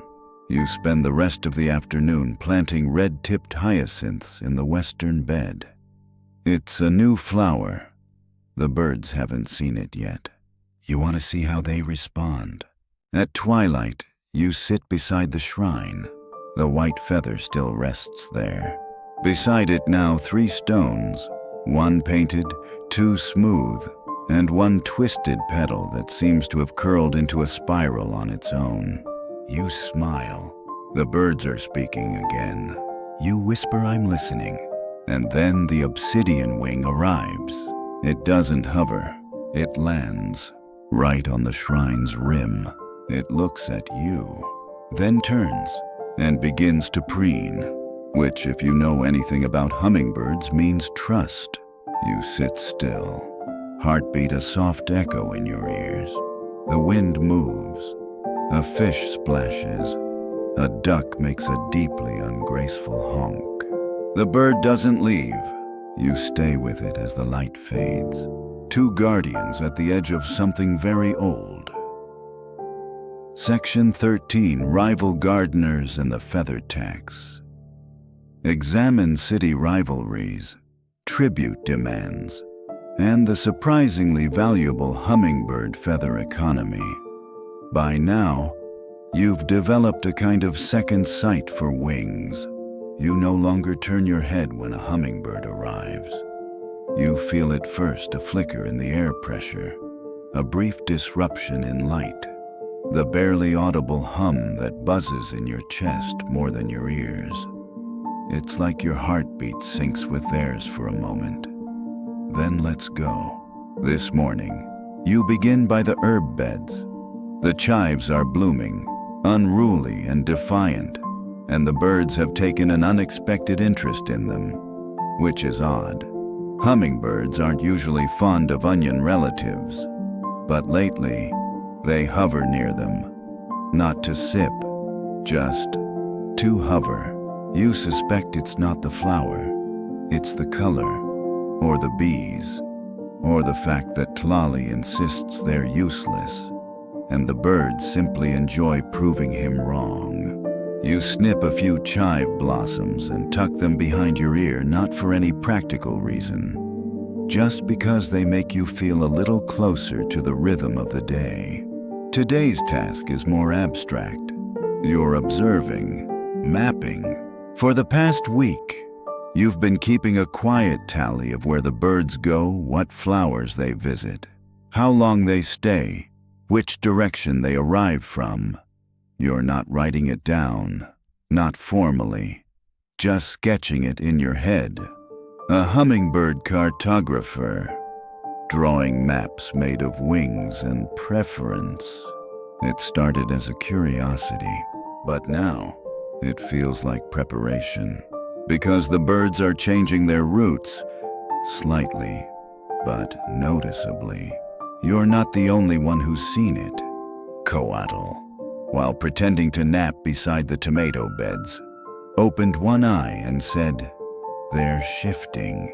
You nodded. "Northwest corner," he added. "More visits than usual." He was right. You've seen it too. That patch once ignored has become the new favorite. The birds swoop in, take quick sips, pause, return, over and over. You don't know why. Same flowers, same feeder stones, but something's different. You walk there now, slow and steady. At first glance, nothing stands out. Then you see it, a single blossom, hidden beneath the others, blooming in a pale shade of blue you've never planted. Not sky blue, not cornflower, a strange, smoky hue, almost gray. It leans slightly to the left, like it's bowing. You kneel. The petals are soft, thinner than your usual stalk. The scent, barely there, just the faintest note of sweetness, like memory dipped in nectar. You touch it lightly. A hummingbird arrives instantly. It doesn't sip, just hovers. Then another joins, and another. 3, circling, taking turns. Then they vanish. You sit back. You don't touch the blossom again. You let it be. Later, Tlali joins you. He sees the blue flower and stops mid-step. You didn't plant that. No. He squats beside it. You going to cut it? No. He nods. Sometimes it's that simple. You spend the rest of the afternoon rearranging stones around the patch, not for the birds this time, but for the flower. A little space, a little protection. By evening, the spiral formations are back. 3, all near the northwest beds. One made of petals, one of small, perfectly stacked pebbles, one drawn in the dirt with a twig that hasn't fallen from any tree you know. The cloaked ones, or something else. You leave a gift near each, a drop of syrup, a strip of cloth, a pinch of cinnamon from your grandmother's pouch. By now, it feels rude not to respond. The birds watch. The obsidian wing perches on a tomato stalk nearby. Tlali mutters, "It's following you." You shrug. "Maybe I'm following it." He huffs. "You always were too poetic." That night, you light a tiny oil lamp near the shrine, not to attract anything, not to ward off anything, just to mark a moment. The garden feels poised, like it's waiting, like something is arriving soon, not loud, not dramatic, but important. You sit beside the lamp, knees tucked to chest, watching its light flicker against the feeder stones. The blue feather is gone. In its place, a single chive blossom. You smile. The language keeps changing, but you're still listening. Above, one by one, the stars blink open. And somewhere near the edge of the chinampa, a hummingbird beats its wings in time with the rhythm of your breath. Section 14, Beak Length Math and Petal Geometry. Explore ancient Aztec diagrams that matched hummingbird beaks to flower shapes. You wake to thunder. Not loud. Not the kind that splits the sky or sends ducks flapping. Just a soft, rolling growl that passes low over the lake like a bellyache in the clouds. You sit up slowly. The air smells like damp stone and wet feathers. Rain is coming. You look around your chinampa. The birds are already reacting faster wing beats, shorter visits, sharper dives. The garden feels charged, like it's exhaling after holding in a breath for too many days. You move quickly. The feeder stones are tucked under leaf shelters. The shrine is gently covered with a banana leaf dome you'd woven weeks ago. You gather the loose petals, tie down the trellis, roll the drying herbs into their sack. A drop hits your wrist, then another. The lake ripples in polite warning, and then curtain, rain, soft and steady. Not a storm, just a thorough soaking, the kind the plants lean into, the kind that hums against every surface and makes you want to nap inside a calabash. You settle under the low awning of your tool shed, cross-legged, watching it fall. The birds vanish, no surprise there. Hummingbirds hate rain like gardeners hate beetles, but you know they're nearby. You've seen them shelter under broad squash leaves, behind reed stalks, inside the hollows of half-split gourds. You sip from your water gourd and wait. And as the rain stretches on, the air begins to smell like stone again. Earthy, broken open, honest. And then you hear it. A wing beat. Just one. You peek around the edge of the shed. And there, bold as dawn, is the obsidian wing, perched in the middle of the open garden. Rain dripping from the leaf it stands under. Not hiding, just holding still, watching, waiting. You watch together. Two creatures dry under makeshift roofs, holding space in the middle of a soaked world. You wonder if the bird feels it too, that sense of something arriving, that the chinampa is holding its breath again. When the rain finally stops, the world feels new. The lake is silver. The garden is steaming gently, like it just stepped out of a bath. The air is heavy with the scent of soaked basil, crushed mint, and startled flowers trying to puff themselves dry. And then, as if summoned by scent alone, the hummingbirds return. Not one or two, all of them. You've never seen so many. They dive, they loop, they hover, they feed. They move like a brush across the canvas of the air, scribbling something you can't read but desperately want to. And then the dance begins again. Not the awkward loops of morning patrols. This is different, intentional, synchronized. Dozens of wings humming at once, creating a sound so soft and so constant, it becomes a kind of silence. You kneel near your shrine, heart steady, and feel it the pulse of a place that's not just alive, but awake. Historians still debate whether hummingbirds coordinated their movements in ritual ways. Some old temple murals show spirals, flock forms, loops too precise to be random. Others dismiss it as decorative symbolism, but you're watching it now, in real time. And there's no way this is random.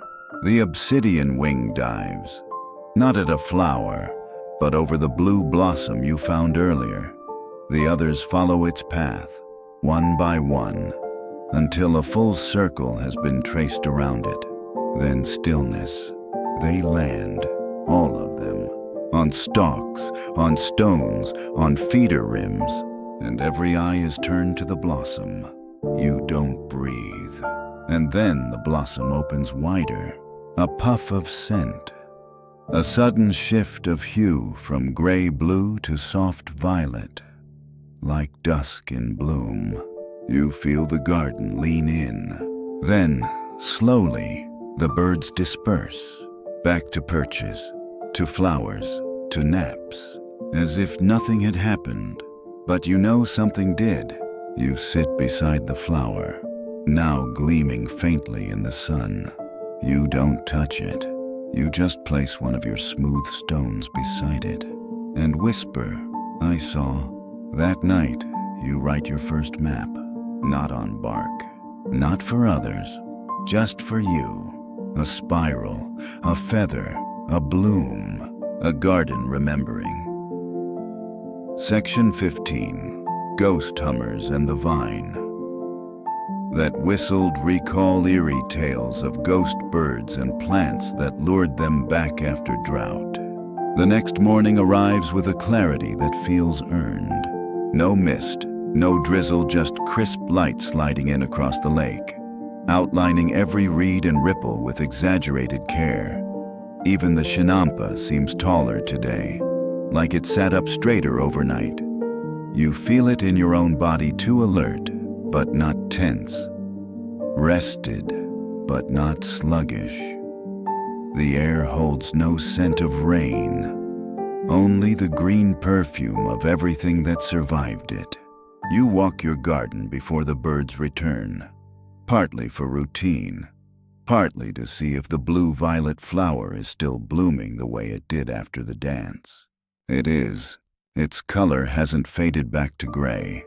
Its petals have kept their shape open and unhurried. It hasn't grown another bloom beside it, but something in the soil nearby has shifted. The other flowers lean toward it now, slightly, just enough to notice. As if honoring a presence, you whisper a morning greeting to it and leave a tiny circle of feeder stones around its base. When you rise, there's a feather on your shoulder. You smile without touching it. The birds arrive a few minutes later, not in their usual lazy trickle. Today, they come in with purpose. Pairs, trios, a few solo scouts. The buzz of their wings overlays the morning like embroidery stitching movement into the air. You step aside, giving them room. They barely notice.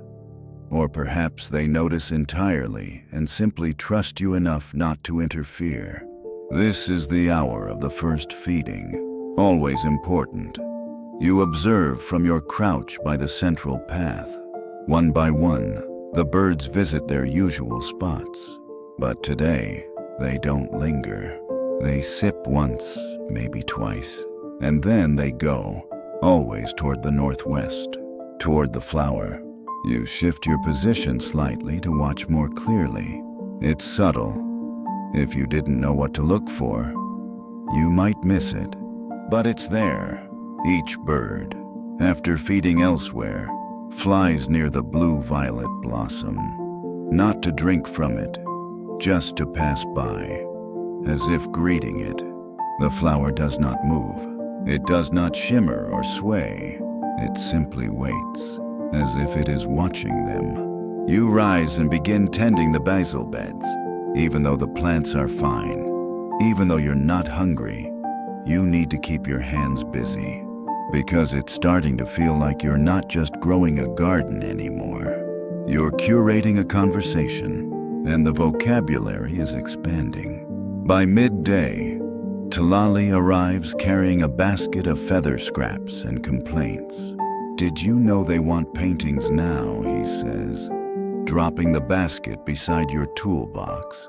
Of the birds, the garden, the spiritual relationship between gardener and nectar guardian. He quotes, fingers making half-hearted air gestures. You glance up. They sent a painter. No, they sent me. They said, "You're already there. You know what it looks like." You try not to laugh. "You're going to paint," he snorts. "I'm going to complain, loudly, in writing." Then he lowers his voice. "But I might also sketch, just for the birds." You offer him a spare scroll of bark and a piece of charcoal. He doesn't say thank you, just hums. That afternoon, something new happens. A hummingbird lands on the spiral of stones you placed around the flower. Lands, not hovers. Its wings fold in, its claws grip a pebble. It sits. You freeze.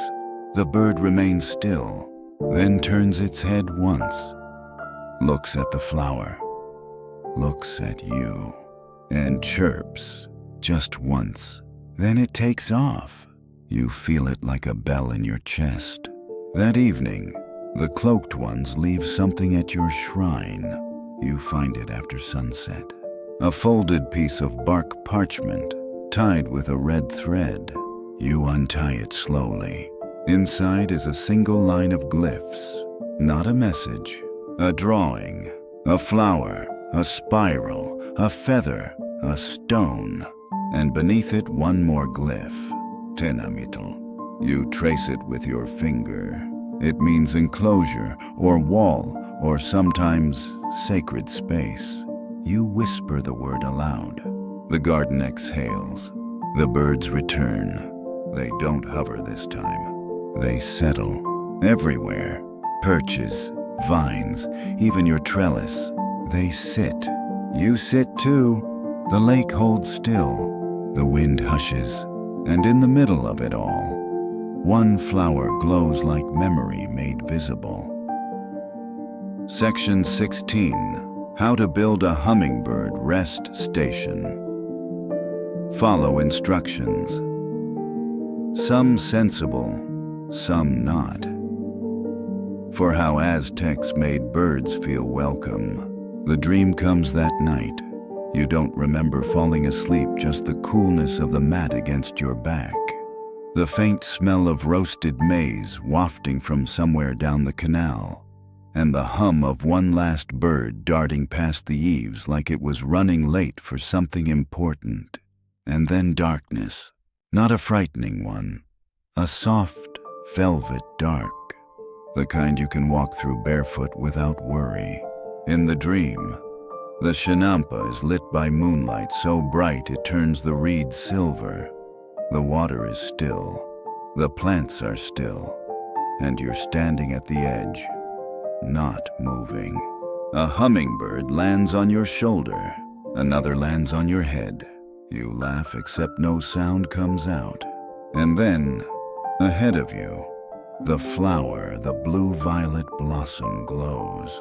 Not with light, exactly, with knowing. It pulses once, slowly, like it's breathing, and the air around it seems to ripple. Then you hear a voice. Not with your ears, not even in your mind. Deeper than that. Guard the act, not the result. You wake with the word still in your chest. You sit upright. The stars are fading. The sky is cracked open with that gray before light color that belongs only to people who rise early or never sleep. You stand, walk to the garden, and find the obsidian wing already there, waiting, perched on the rim of the shrine, watching you. You nod. It nods back. Or maybe it blinks. You don't need to speak. You both already know. Today's work begins with the northeast plots.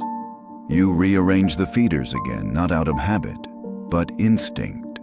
The birds guide you now.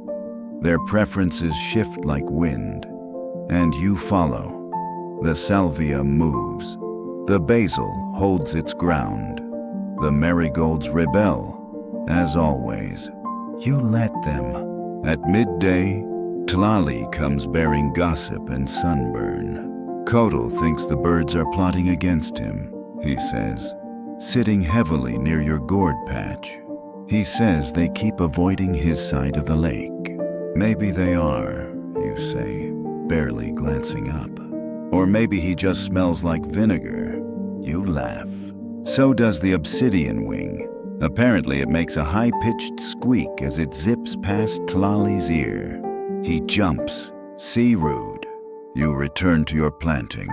After a moment, Tlali mutters, "They're changing." You nod. You feel it. You nod again. Does it bother you? You pause. No, you say. It feels like they're becoming more themselves. Tlali tosses a pebble into the canal. I don't like things I can't explain.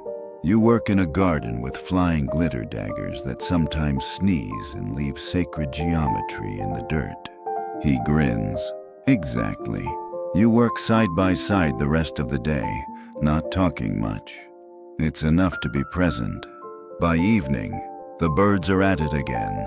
The dance. This time, smaller, tighter loops. Focused on one section, the northwest plot. The blue-violet flower. You don't intervene. You don't even move. You just watch. And this time, something new happens. As the birds loop, you begin to see something in the air. Not mist, not dust. Patterns, lines, shapes you don't have names for. Spirals within spirals. Petal-shaped loops. Pulsing circles that never close. They're not real, but they are visible. And then the garden pulses again, like a drumbeat you didn't know you'd been following. And you understand. It was never about protecting the food. It was about protecting the way of being with food, with place, with time, with tending, guarding the act, not the result. That's what the birds are doing. That's what you're doing. You don't need a priest to declare it sacred. It already is. That night, the shrine glows. Not with light, with presence. You leave no offerings. You take nothing. You just sit and let the garden remember itself. Section 17. Training by Accident. The Chilly Mistake. Laugh through a tale where spicy gardens taught hummingbirds what not to guard. Rain again. Not the same soft soaking from before this one arrives with purpose. Sharp drops, quick wind. The kind that makes petals flutter like startled birds and forces you to race around tying things down you forgot you left untied. By the time you reach the feeder shrine, your sleeves are soaked and your sandals squish with every step. You crouch beside the stones, holding a broad gourd leaf over the offering circle until the worst of it passes. You don't mind the wet. It feels honest. The birds are nowhere to be seen, of course. They've tucked themselves into their usual hideaways beneath squash leaves, inside fence knots, under broken ceramic bowls you left by accident and never picked up. But you know they're there, and you know they're waiting. Rain does strange things to a garden. It changes the light. It flattens the air. It forces you to look closer. So when the rain softens into mist and you finally stand, you notice it right away. Something's changed. The blue-violet blossom is gone. Not wilted, not plucked, just gone. In its place is a new bloom, slightly larger, paler, still violet, but tinged now with a thread of gold along the petal edges. like someone painted them with a fingertip dipped in sun. You kneel, touch the soil. It's untouched. No footprints, no claw marks, no broken stems, just this one new flower, a next version of the one before. You don't try to explain it, because Tlali will ask. And you'll say something like it evolved, or maybe the soil changed, or I probably just didn't notice. And none of that will be true. You sit back on your heels and do nothing for a while. Sometimes, that's the best way to show respect. When the birds return, they don't fly at once. They arrive in a spiral again, one after another, circling low before rising and looping, then landing in staggered perches around the flower. Their wings hum together, not in rhythm, but in presence. You know this now. This is not behavior. It's acknowledgement. A sort of nod, not to the flower, to the change. You step back. This is not your part of the story right now. You return to your tasks. There's a feeder stone near the tomato patch that needs resetting. Some of the mint has overtaken the path. You trim, you sort, you move slowly, not because you're tired, but because the garden has entered one of its quiet moods. And when it's quiet, you listen. You hear frogs now. Not loud, not in chorus, just one, croaking softly near the water's edge, and a dragonfly zipping overhead, and then footsteps, soft ones, not Tlali. Lighter, you turn, and find one of the cloaked ones standing at the edge of your plot. A girl, young. You've never seen her before. She doesn't speak, just holds something out in her hand. You cross the garden slowly. She places it in your palm. A tiny reed scroll, wrapped with a thread made of hummingbird down. You look up. She's already walking away. You don't open it right away. You wait until the birds have circled again, until the shrine feels ready. Then you sit beside it and unroll the scroll. Inside a single image, the same spiral you've been seeing, drawn with ink made of crushed hibiscus and soot, and beneath it, a glyph. Tlaltikpak, the world, the surface, the land we walk upon. You understand. You're not just tending a plot of floating soil anymore. You're tending memory. You're tending something that doesn't have roots but still grows. You roll the scroll back up, tie it again, and place it beneath the feeder shrine's lid stone. Then you rest your hand on the earth and wait. The birds pass overhead. One brushes your shoulder. One lands on the trellis, pecks the string, and leaves it swinging. You hum softly. The rain starts again. Only this time it doesn't feel like an interruption. It feels like part of the garden's voice. And you listen. Section 18. The Floating Market and Bird Bribes. Visit the Xochimilco market and learn what gardeners traded for bird-friendly charms.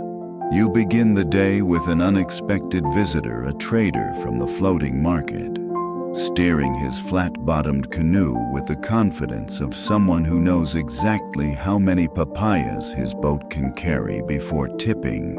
He pulls up beside your chinampa, balancing a bundle wrapped in palm leaves and shouting your name before he's even docked. You wave him in, knowing already this will delay your schedule. But it's the kind of delay that brings stories and, sometimes, snacks. I brought your order, he says, hopping out of the canoe and handing you the bundle with a theatrical grunt. And a surprise. You unwrap it. Dried hibiscus, as requested. But tucked beneath it another bundle, smaller, sealed with a twist of red string. You glance at him. He shrugs. Said to give it only to the one with the watching birds. You frown. Who said? He shrugs again. already pretending to inspect your mint plants. Don't know. Someone at the docks wore a wide hat. Might have been a woman. Might have been a god. Hard to say in this light. You open the second bundle slowly. Inside a carved seed pod, hollowed and polished smooth. Inside that tiny beads, hummingbird beads, made of colored glass, barely the size of lentils, blue, green, violet, and one deep obsidian black. At the bottom, a scrap of cloth with a phrase stitched in brown thread. Bring this where the birds bribe the wind. You stare, then glance at the trader. He is absolutely pretending not to grin. Thanks, you mutter. He salutes you with a cucumber and paddles off, leaving your mind considerably less tidy than before. You turn back to your chinampa. The birds have noticed the bundle. You can tell by the way two of them are circling your head, not aggressively, just inquisitively. You tie the pod to your sash and return to your morning tasks. But the beads click softly with every movement, like a chime only the birds understand. And they do understand. You see it in their behavior. They flock closer today, not just for nectar, but for presence. More are perching than usual. More are staying after sipping. One hovers behind you for so long. You start talking to it as you transplant a basil sprout. You think I should move the trellis. It hovers. You move it anyway. Midday arrives warm and bright. You take your lunch, a flat maize cake and a soft plum beneath the willow tree near the edge of the chinampa. The obsidian wing joins you, settling nearby. You hold out a drop of plum juice on your finger, just in case. It doesn't drink, but it watches you with quiet approval. That's all you need. After lunch, you make your way to the northwest plot where the flower is still blooming, still holding its violet gold hue. You kneel before it. Gently, you place the bead pod beside the spiral of stones. Then you sit and wait. At first, nothing happens. Then the wind changes direction. It brushes your face lightly, shifts your tunic, tugs at the cloth binding the pod, and one black bead rolls out. Across the soil, it stops just beneath the flower, and the air goes still. One by one, the birds return, not swooping, walking. Yes, walking. You've never seen it before. But 4 hummingbirds land near the edge of the flower and approach it like messengers sent on foot. Tiny hops, careful steps, their wings tucked, their bodies still. They encircle the bead, then pause, then turn and fly away straight up, all at once. You stare at the bead, now gleaming faintly with light it shouldn't be catching. You pick it up. It's warm. You close your fingers around it and exhale. Back at the shrine, you bury it under the central feeder stone. A gift, a receipt, you don't know which. That evening, you check your other beds. Everything is blooming more than usual. The marigolds, the squash, even the stubborn beans that usually sulk in the heat. The garden is giving back, or perhaps it's showing off. Either way, the birds are pleased. You can tell by how many of them are resting. Not flitting, not fighting, just resting. One by one, the cloaked ones appear across the canal silhouettes against the setting sun. They don't wave. They don't call. But they sit, one on each chinampa, all of them facing yours. And in the center you, the one with the spiral, the one with the flower, the one with the birds. You don't feel proud. You feel held. The wind picks up. The birds rise. And once more, the air sings. Section 19. The war hummingbird who loved squash. Examine Aztec warrior symbolism in the bird that refused to act fierce. You don't sleep that night, not from restlessness or worry, but because the garden doesn't sleep either. Even as the stars blink into place above the lake, the hum of wings continues. Slower now, softer, but still present. You lie on your mat listening to it, tiny vibrations, occasional chirps, and that faint, steady rhythm you've come to know like a heartbeat. Outside your window, a low glow spills across the Chinampa. Not firelight, not moonlight, just presence. Like the garden is remembering itself, and doing so out loud. By the time the first pink light breaks over the hills, you've already bathed in the canal, dressed, and returned to your shrine. Something new waits for you there. It's not large, just a curled leaf, tied with twine, resting neatly beside the feeder stone where you buried the black bead. You pick it up gently and untie the knot. Inside is a folded square of bark cloth, dyed in concentric spirals.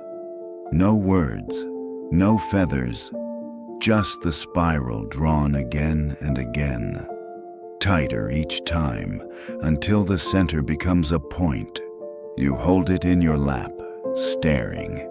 Tlali finds you there an hour later, munching loudly on a roasted sweet potato.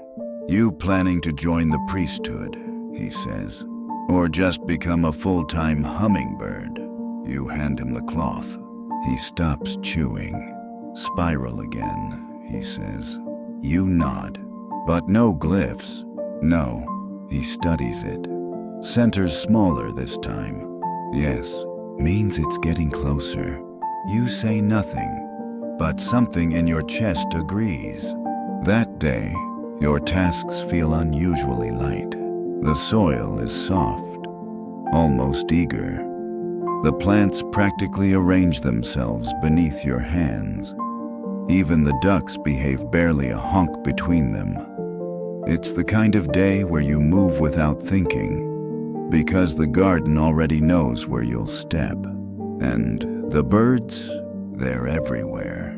Not in chaotic swarms, but as a presence, balanced, constant.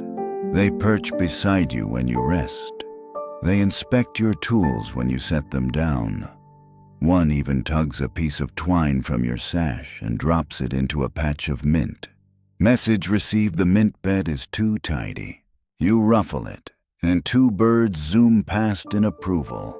Later, Kodal arrives. He doesn't say much, but he brings you something wrapped in a square of embroidered cloth.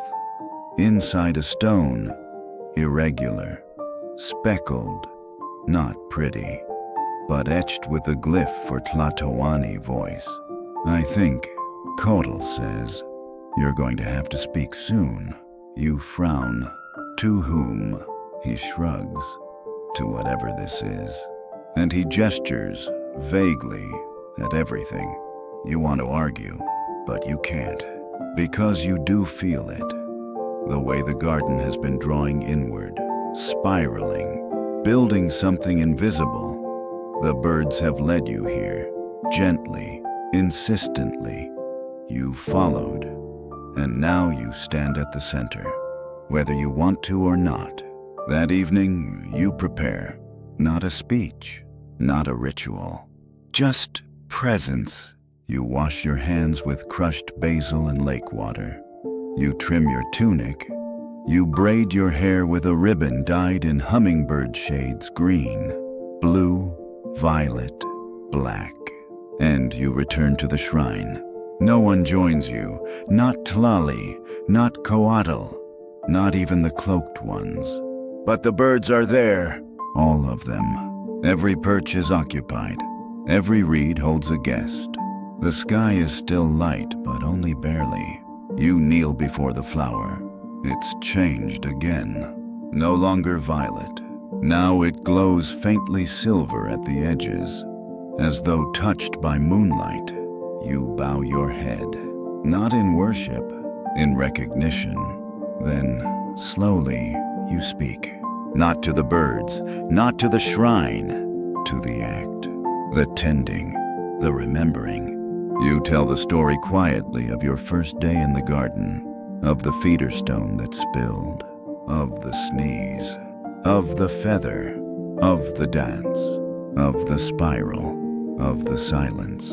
And as you speak, the birds listen, not fidgeting, not flitting, still. And when you finish, one by one, they begin to hum, not with their wings, with their voices, tiny chirps, syncopated, layered, a song, a chorus only they can sing. It rises, folds, loops through the air like the spiral on the cloth. You feel it wrap around you warm, quiet, unbreakable. When it ends, the obsidian wing lands on your shoulder. It presses its beak briefly to your temple, and then it's gone. Not just it, all of them, gone. The garden holds its breath, then releases it. And the flower folds shut. You sit in silence. The shrine dims. The lake rests. And you, the keeper of this quiet, begin to hum again. Not a tune, just presence, just tending. Section 20. After the garden sleeps close with a twilight return walk as hummingbirds settle in, and the lake holds its breath. The next morning is so quiet it feels like a dream, left over from the night. You wake without remembering falling asleep. The air is cool, still damp from dawn mist, and for the first time in weeks, you don't hear wings, not even one. The garden, however, has not stopped. Your plants are blooming enthusiastically. The mint has doubled. The squash vines have taken over a whole corner, curling into shapes that vaguely resemble glyphs. Even the chili plants, which sulk after rain, are stretching tall, their leaves glossy with new growth. You take it in slowly, barefoot, letting the dew soak into your skin. You check every corner, every feeder, every perch. Nothing.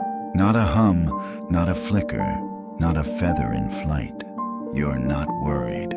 You're listening. And then you hear it. Not from above, from below. At the edge of the northwest plot where the silver-tipped flower had closed the night before, you see the soil pulsing gently, not shaking, not trembling, just breathing. You kneel. Brush aside the top layer of soil with your fingers. Beneath it, where you'd once buried the obsidian bead, something has grown. Not a root, not a flower. A spiral made entirely of thread-like silver vines, woven beneath the dirt in a perfect circle. You touch one. It hums like a wing beat, slow to earth speed.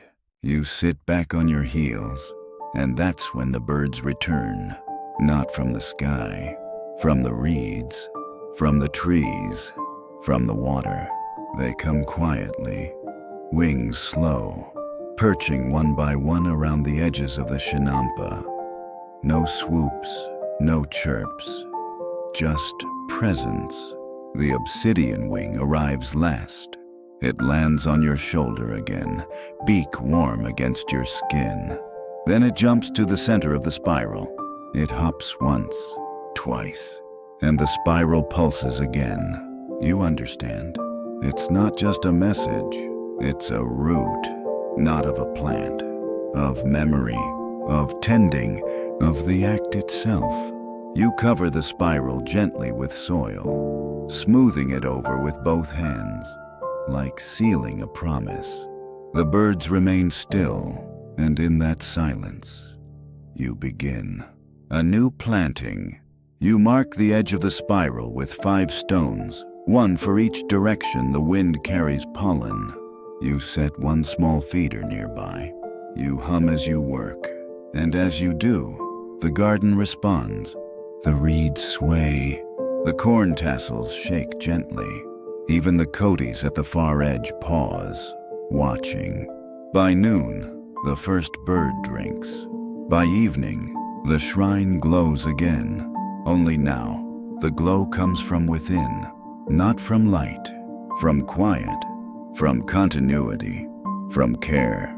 That night, you sit at the center of the chinampa, surrounded by hummingbirds not flying, but resting, each perched like punctuation in a sentence you're still learning to read. The stars overhead shimmer softly. The lake mirrors them quietly, and in that stillness, the garden breathes. So do you. The birds remain through the night, and so do you, the keeper of this memory, the one who listened, the one who learned, the one who knew that the act of tending gentle, daily, unremarkable was the very thing worth guarding, because in the end, that's what they came for. Not the flowers, not the syrup, you, and you came for them, too. Let yourself rest now. The lake is still. The reeds have stopped rustling. Even the hummingbirds, those tiny guardians of color and breath, have tucked themselves into sleep. Heads bowed, wings folded close to their hearts. The chinampa no longer needs your tending tonight. You've done what was asked. The feeders are full. The stones are in place. The spiral beneath the soil holds your memory in its loops, soft and steady. Everything hums gently, like breath slowed to rhythm, like song turned to silence. You lie back on the garden path, the soil warm beneath you. Above, the stars flicker, not hurried, just present. The birds won't leave now. They've chosen you. And in choosing them, you chose something quieter than fame, softer than ceremony. You chose care. This is how memory survives. Not in grand monuments, but in small, careful gestures. In a petal placed just so. In a stone warmed by your palm. In the way you hum while planting. The garden will remember, and so will the birds. Let your eyes close now. Let the wing beats fade into stillness. Let the lake carry your breath. Let the flower bloom behind your dreams. You are part of it now. And you can rest. You can rest. You can rest.